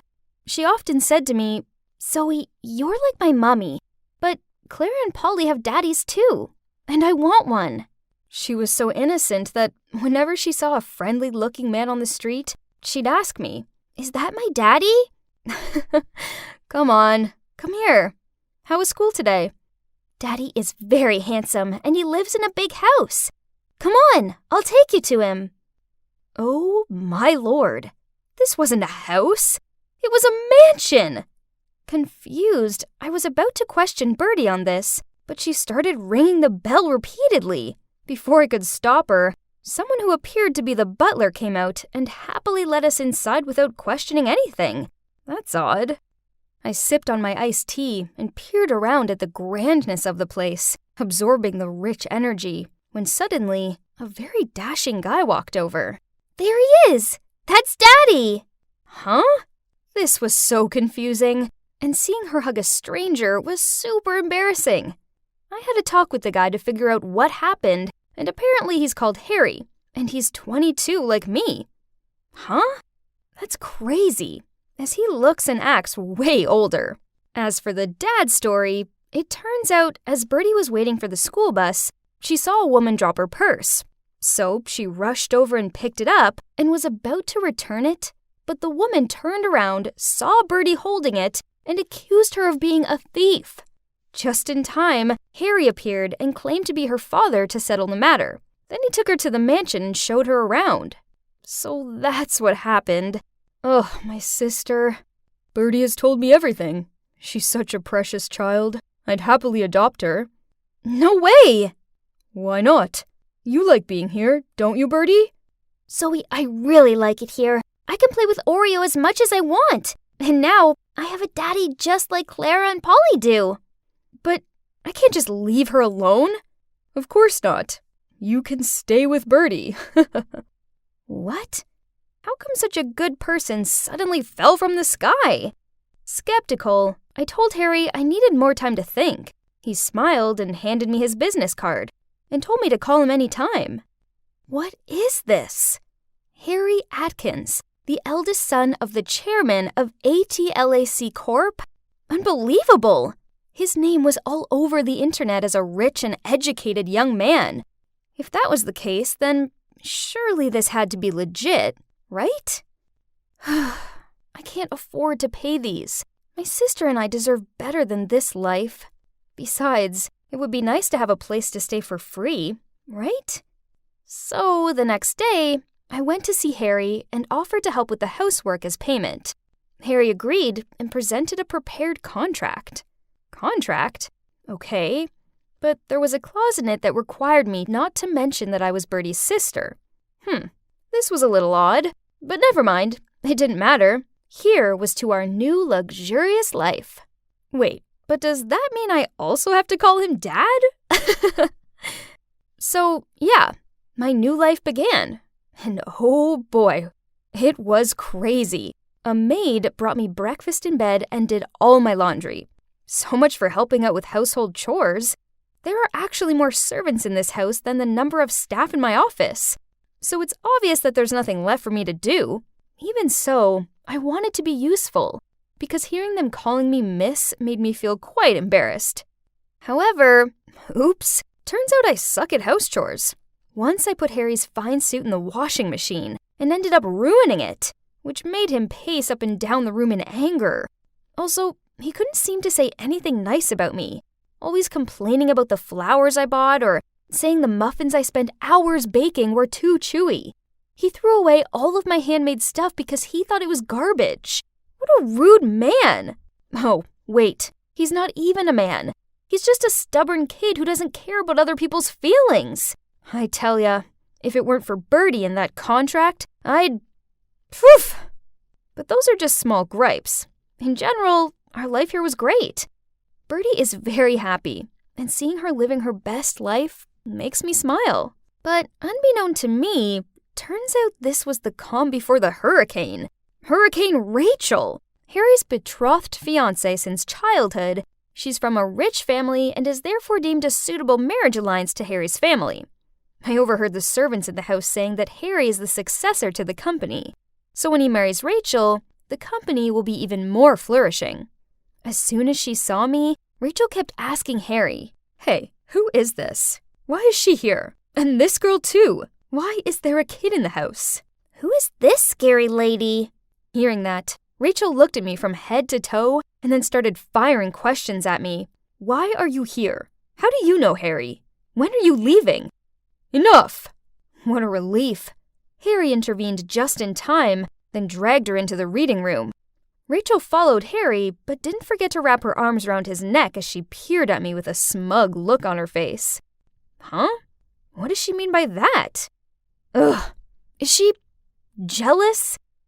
If that's the case, then she's wasting her time, because it is true that I have a crush on someone, but it's not Harry.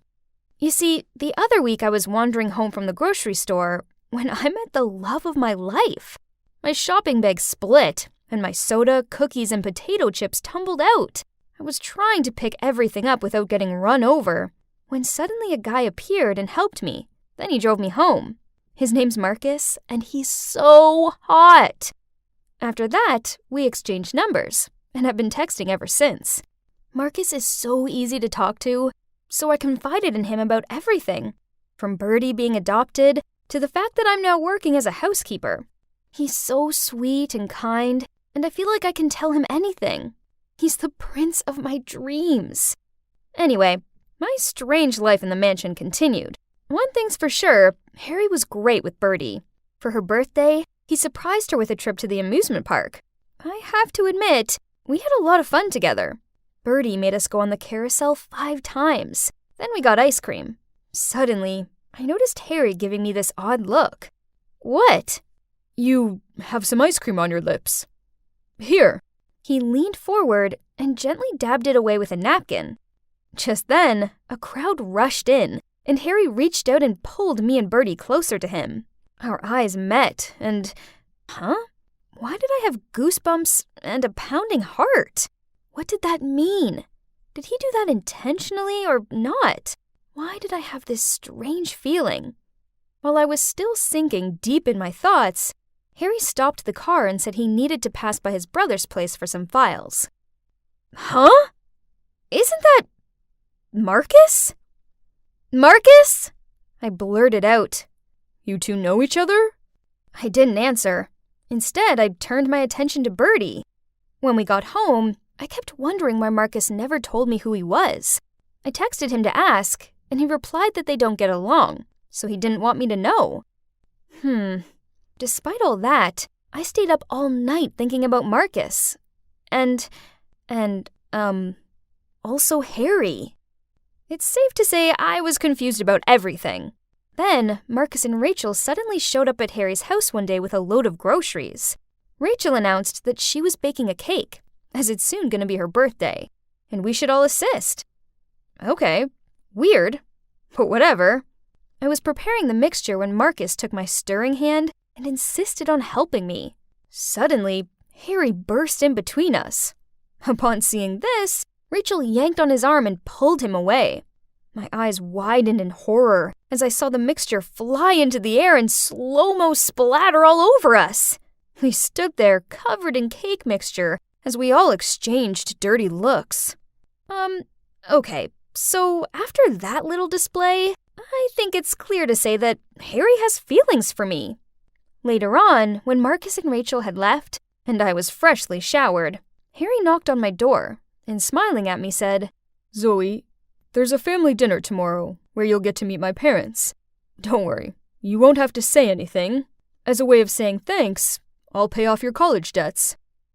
Okay, so that was weird, but at this point, I'd learned not to question it anymore. Besides, it would be so nice to be debt-free, and it was just dinner, right? I want to break off the engagement with Rachel. This is my girlfriend, and we already have a kid together. What? I almost blurted out, but Harry squeezed my hand to stop me from saying anything, so I sat there with a dumbfounded look on my face. Right at that moment, Marcus and Rachel burst in. Stop the act! Mom, Dad, this isn't his girlfriend, and that little girl is actually her sister. She's just some poor maid. Yes, that's right. I've known all along. I'm the one who told Marcus to pretend to like you to get proof. What is all this? Mom, Dad, I don't think a liar like him should be the heir of your company. I hope you rethink your decision. I didn't understand. What's going on here? Girlfriend? My child who? The heir of what? I just knew one thing only, that I was fooled by both my crush and Harry. I felt like such an idiot. So I quickly grabbed Bertie, packed up all my stuff, then ran out of that mansion immediately. Poor innocent Bertie seemed so confused. She kept asking where her daddy was and why she couldn't stay with him. I took what was left of our savings to rent a small apartment for both of us. Life went back to normal. Final demand letters and all. This was our reality. I knew that now. The last 2 months were like a dream. It was time to wake up. But still, I felt a pang of sadness whenever I thought about how Harry had fooled me. I was snooping around online and saw an article about how Marcus had taken over the company, only to end up bankrupt due to his poor decision-making. As for Harry, well, he'd founded his own startup, and it seemed to be doing pretty well. But then, one sunny day, I was on my way to pick up Bertie from school when a familiar person walked alongside me. Hey, it's a nice day, isn't it? Harry? What do you want? Look, I admit that at first, I was just using you to get out of my engagement with Rachel. But then, I want you and Bertie in my life. I love you, Zoe. Please come home with me. This just in. Due to the new wave of COVID-19, the authorities are imposing a nationwide lockdown, which is expected to last 2 weeks. The lockdown will begin at midnight. Oh no, I have to get back to my dorm. We shouldn't waste any more time talking about this jerk anyway. I grabbed my stuff in a rush. Then suddenly, the doorbell rang. I'll be back in 1 second. Stephen went to answer the door, while I had no choice but to wait for him. Gosh, this whole pandemic situation was so worrying, and I was already not in the mood for any more bad news. From the living room, I could hear the voice of whoever was standing outside the door. Hey, any chance I can crash here for a bit? Sure, but just get your life together soon, will you? Gabe? Gabe turned to look at me. His eyes widened when he realized who I was, and he awkwardly looked away from me. So you two know each other? Stephen looked at us confused. There was an awkward silence between us three before he continued. So, Janet, this is Gabe. He's my friend from the college hockey team. Gabe, this is Janet, my good friend from high school. Jeez, this had reached new levels of uncomfortable. Gabe cleared his throat. Ahem. So, where do I sleep, Stevie? Then he headed straight to the bedroom that Stephen pointed to while yawning, saying he's going to sleep first. Stephen laughed and turned to me, saying, He's always like that. We were quite close back in college. He comes and sleeps over sometimes. I stuttered out. Stephen, that's the guy I was just telling you about. The one that ghosted me. Stephen gave me this astonished look, but he didn't say anything. Ugh, I so wasn't in the mood for this. I think it's best if I go. And right when I thought it couldn't get any worse, a phone call came. Upon seeing me pretty much freaking out as I took the call, Stephen must have sensed something was wrong. He asked me as soon as I was off the phone, Is everything okay? It's my roomie. She just told me there's been a positive case in our dorm. I can't go back until quarantine is over. Oh no, what am I supposed to do? All my stuff is in my dorm room, and I can't drive all the way back to my hometown. It's like forever, and it's late already. I wouldn't make it anywhere before the lockdown, and staying in some hotels for 2 weeks was surely not a smart choice. Janet, you can stay here. Stephen gently smiled at me. Don't worry, I'll take care of everything. I can prepare the couch for you, so you don't have to go sleep in my bedroom. Aw, he remembers I have slight claustrophobia and feel uncomfortable in small rooms. I was about to reply, but he stopped me, then immediately walked over to the couch and started rearranging it. This was cute, and I did feel touched. Guess I'm staying here for quarantine. I mean, this would be fine, but Gabe was here too. What a small world, and what an awkward situation I'm in. But what choice do I have? The first night, Stephen stayed in the living room with me, and we talked a lot. Do you ever wish we were still back in high school? Things seemed simpler then, didn't they? Sometimes. It helped that back then I had the sweetest boyfriend. Do you remember when you got the cheerleading team to perform a special routine for my birthday? That's the cutest thing anyone's ever done for me. Stephen grinned. Well, I tried. We were so happy back then. Then college got in the way. Hey, it's not all bad. We're still great friends.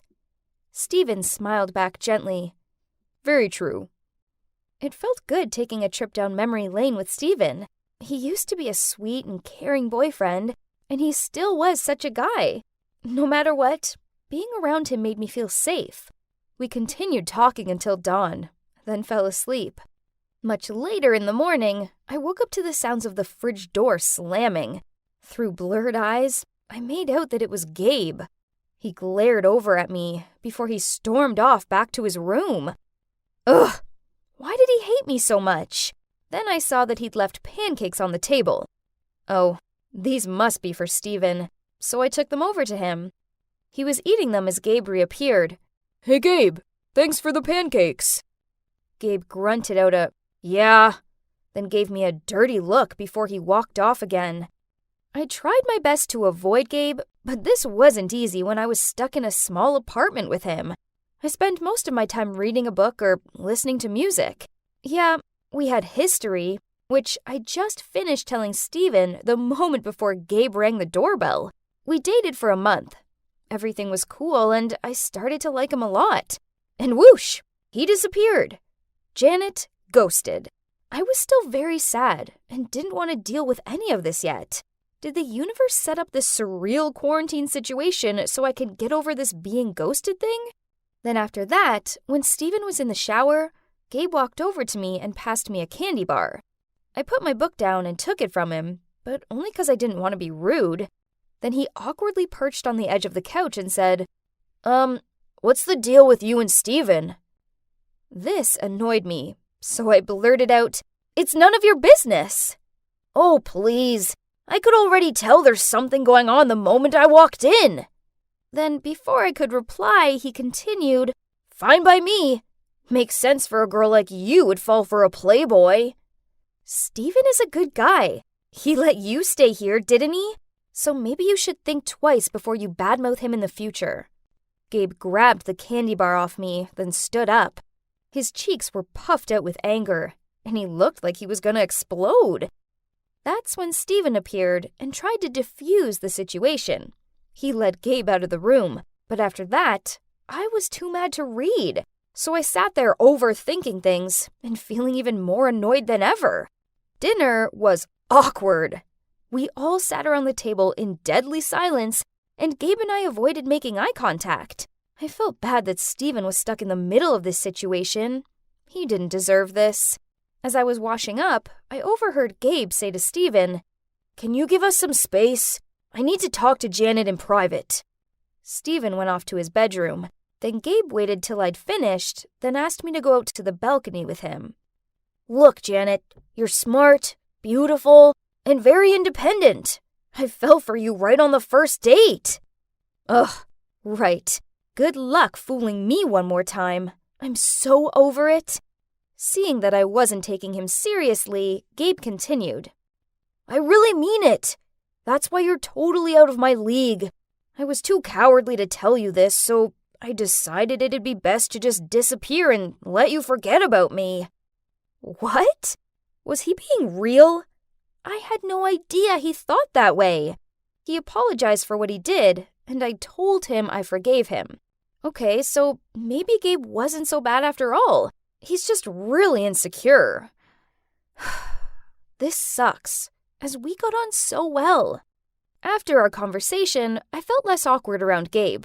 He started doing cute things for me, such as leaving snacks with a little sticky note that had some cute doodles on it on my pillow, bringing me juices, and showing me funny memes on his phone. I mean, this didn't make up for what he did, but we were confined in a small space together, so politeness doesn't hurt, right? But then Steven started being weird.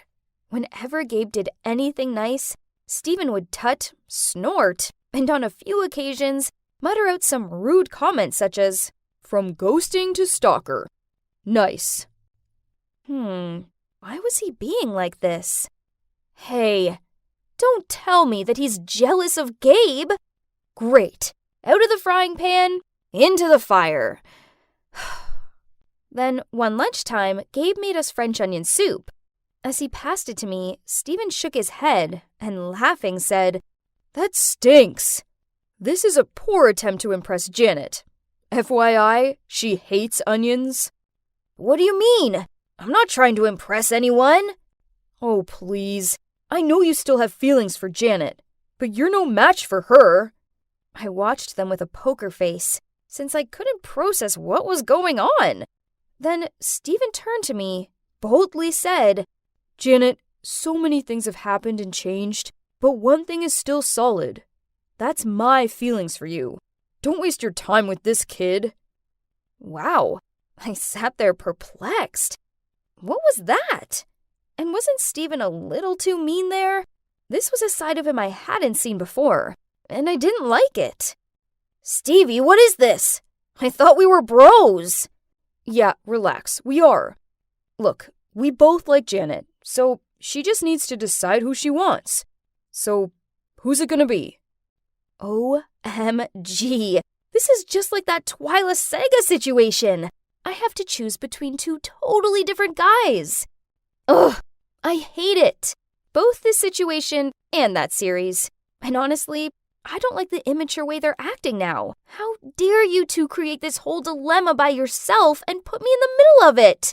I choose neither of you, okay? You both had a chance with me and you both let me go. I want to stay friends, but that's it. I stormed off, thinking this would be the end of it. Oh, how wrong I was. One time, I was watching a movie alone and got up to go to the bathroom. When I came back, they were both sitting on the couch, arguing with each other about who should stay and sit with me and who should go. Fed up, I shouted, "Will you both quit it already? You left me for college, and you for your own insecurities. And neither of you is acting like a grown man. I want a boyfriend who I can rely on, and that's definitely neither of you. As far as I'm concerned, any romantic feelings I had toward you both are well and truly in the past." They both gave me stunned looks, and more awkward silence prevailed. Was it a bit harsh on them? Even so, they still needed to know my feelings so they'd stop their own illusions and stop fighting in vain. Luckily, quarantine was almost over, so at least I'll be out of this smothering apartment in 2 days. Oh boy, that was the longest 2 days ever. No one spoke to each other, and the atmosphere was awful. When it finally ended, I muttered out a quick thank you and hurried to the door. Janet, we are still friends, right? Yeah, you're still my friend too, yeah? Steven and Gabe impatiently longed for my reply, but I just smiled at them both and left. The truth is, I'm not sure I want to be friends with either of them anymore. The last 2 weeks were so weird and messed up that I can't think of anything further. So, for now, I'm just gonna enjoy the relief of getting out of that bizarre being stuck with two exes scenario first, right? Is it usual for you to sit on strangers the first time you meet them? This jerk! I'll show him that he's messing with the wrong girl. It's fine! Please don't hit him! Don't worry. And this is for mugging a kid. No, you got it wrong. He just saved me from those muggers, and he was just teaching me how to fight back at them. Oh my, I thought it was just because the boy's bag was on the ground and that guy was holding his arm like he was about to hit him. I awkwardly stood up, literally screamed out to apologize, then ran straight home. So, as you can see, my home's a little different from the usual. My parents run a nursing home, so I grew up surrounded by the elderly. You were so embarrassed that you left him laying there and ran away? The first time I met my husband, I also knocked him over with my Dolio Chagi. Perhaps this boy is your destiny. Poof!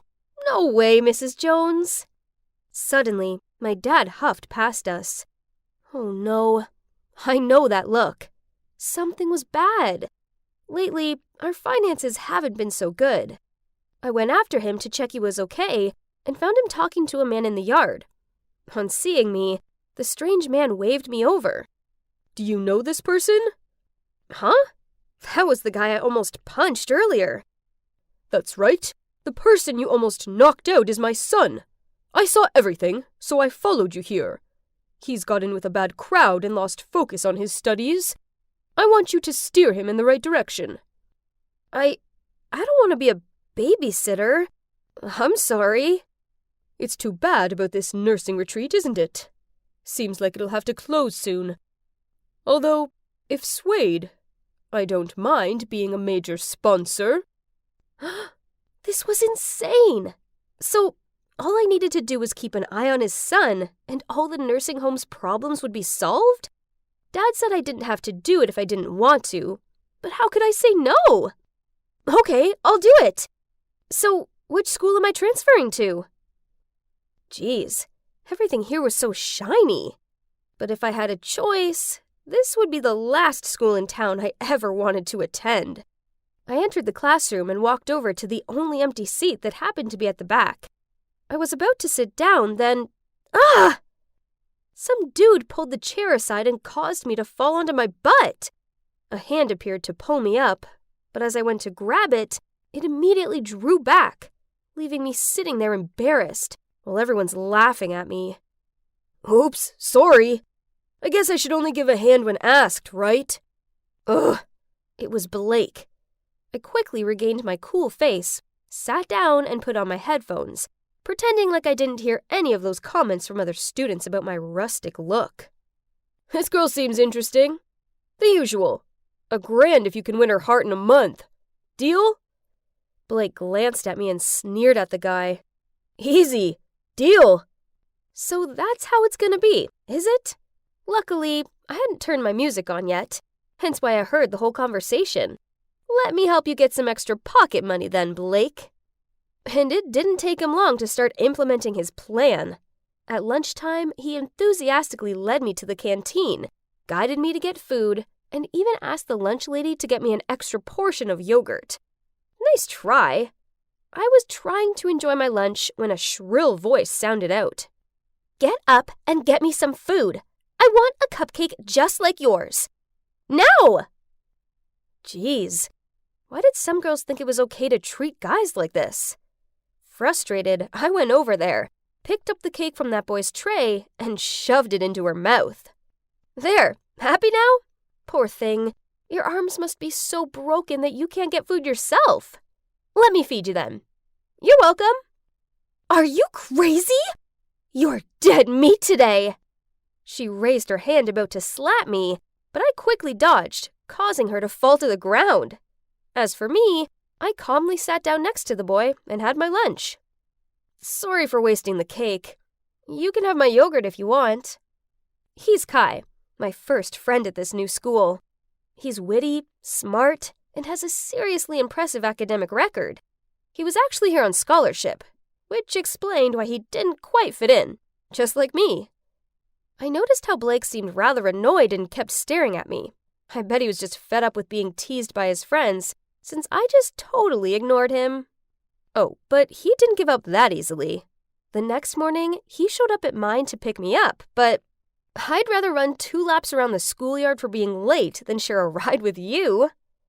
Then at school, he tripped me up and then reached out his hand pretending to help.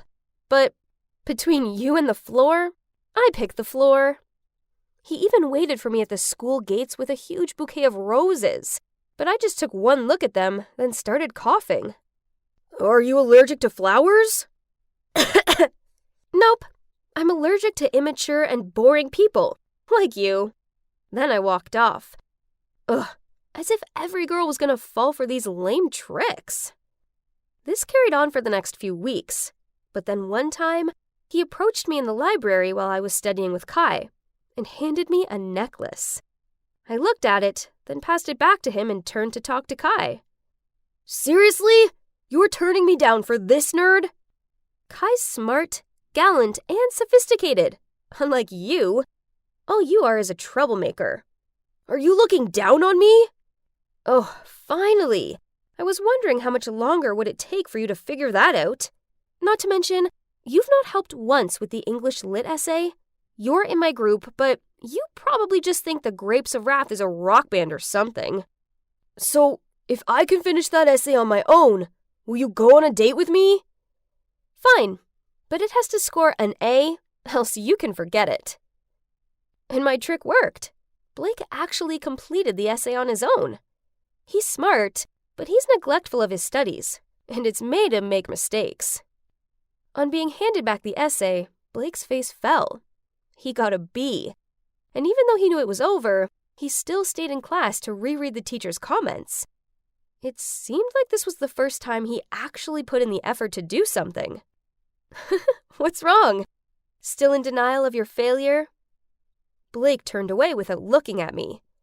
The rich boy who lost the game for the first time looked so cute. So I put a gift with a message in it on Blake's desk. Needless to say, he was over the moon. In it was a set of clothes I'd bought for him, and an invitation to a bar at the weekend. Why, you wonder? Oh, you'll see. That Saturday night, Blake showed up in the outfit I had gifted him, and looked anything but pleased.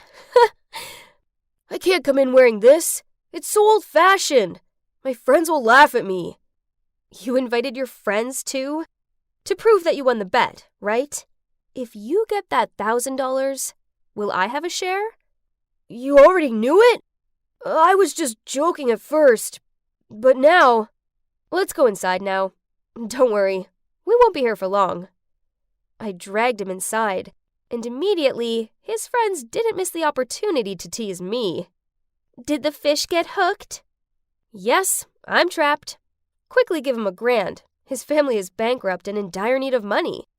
Huh? What? You're lying. Look, he's wearing donated clothes. Even his branded clothes have been liquidated. I winked at Blake, and he immediately reacted. Lend me some money. I need a place to stay, a sports car, and pocket money too. At this point, his friends turned nasty and told him he no longer qualified to be in their group. You didn't have to do that. I already knew they only hung out with me for the money. But that's what people are just like. Why would he think that? He must have never been cared for and loved properly. Get rid of that face. This is a date after all. Let me make it up to you. A bar that matches this outfit. So I dragged Blake to our evening party. I told everyone that I brought a friend to lend a hand, and the elderly immediately made him do all sorts of things. Mrs. Hastings asked him to climb the tree to hang the string lights. Mr. Derbyshire called him to chop wood for the campfire, and Mr. Shaw wanted him to taste his homebrewed beer. Then the next second, Blake's already sitting on the drum throne. It's been a long time since we had a young volunteer. That boy seems fine, doesn't he? I saw the way he looked at you. He's not suitable for me. I shrugged in response to her, and suddenly felt disappointed. Yes, I liked this different side to him, but we were still from different worlds. The next morning at school, I still saw Blake hanging out with his greedy friends. Looks like he hadn't learned his lesson.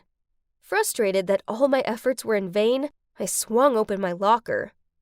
What was this note? Meet me at the library at 6 p.m. when everyone has left. I have a surprise for you. B. I shouldn't be like this, right? Waiting for him at the library for hours until everyone left, nervous and excited. But as soon as the last person left, the lights suddenly went out, and the library door slammed shut. What's happening? Could it be that the note wasn't from Blake? I screamed out of fear. That's right. I may excel at martial arts, but I hate the dark. With a shaking hand, I dialed the phone to call Blake, and then slumped down in fear and sobbed. At that moment, the sound of the door unlocking startled me. As soon as the door opened, I quickly ran to hug Blake. Are you okay? I can't believe Chloe did this. I told you not to get near them. Huh? This wasn't Blake's voice. Freya, are you okay? Oh my god. It was Kai who opened the door to save me. But I thought that... I quickly let go of him, then ran away in embarrassment. That's strange. When I was in danger, the first person I thought of was Blake. Could it be that I really liked him? At that moment, the phone rang. It was my dad. Mrs. Jones had suffered a heart attack and needed surgery immediately. But the surgery cost was so much. Where could we get that money? Ah, yes, Blake's dad. So I called him. Hello, is this Mr. Morris? Blake stopped hanging out with his friends and did his homework. I really need the money now. Please, it's urgent. Are you bringing me out to trade with my dad? My God, it seems like Blake heard all the conversation. So, I'm just your money-making tool? And all this time you've trained me as your pet? It's not like that! We'll talk later. There's no time for your selfish thoughts right now. I gotta go! I ran like crazy to the hospital. My parents were desperate, and the money hadn't arrived yet. So I called Mr. Morris again. You said Blake had changed. If this is the case, then why did he just get fined for speeding and resisting police? Don't ever call me again. Don't worry, Freya. I'll sell the nursing home land to take care of Mrs. Jones. Everyone's agreed to move to the government nursing home. We sold our house, and now we live with Mrs. Jones in a new town. She's so much better now, but I do miss the other elderly people. Also, I miss Blake. I still keep in touch with Kai, and he told me that Blake has gone to some military school like his dad wanted. Well, that's unexpected from him. You should talk to that guy. Not about what you did, but confess your feelings to him. That will save you from regrets later. Then she patted me on the shoulder to comfort me. But I really don't have the courage to do it. I was feeling guilty. Mrs. Jones, you have a letter. Freya, look. It's the invitation to a nursing home concert.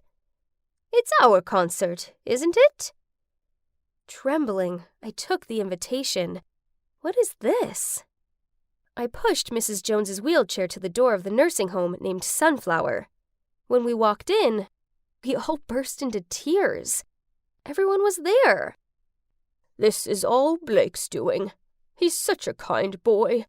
He found us and built us a dream nursing home. You and Freya were the surprise gift we prepared for him, but as soon as he saw the two of you, he ran away. Hearing that, I rushed to the gate. A car passed me. My gut told me it was him. I ran after it and shouted in despair, "Blake, wait! I like you! I really like you!"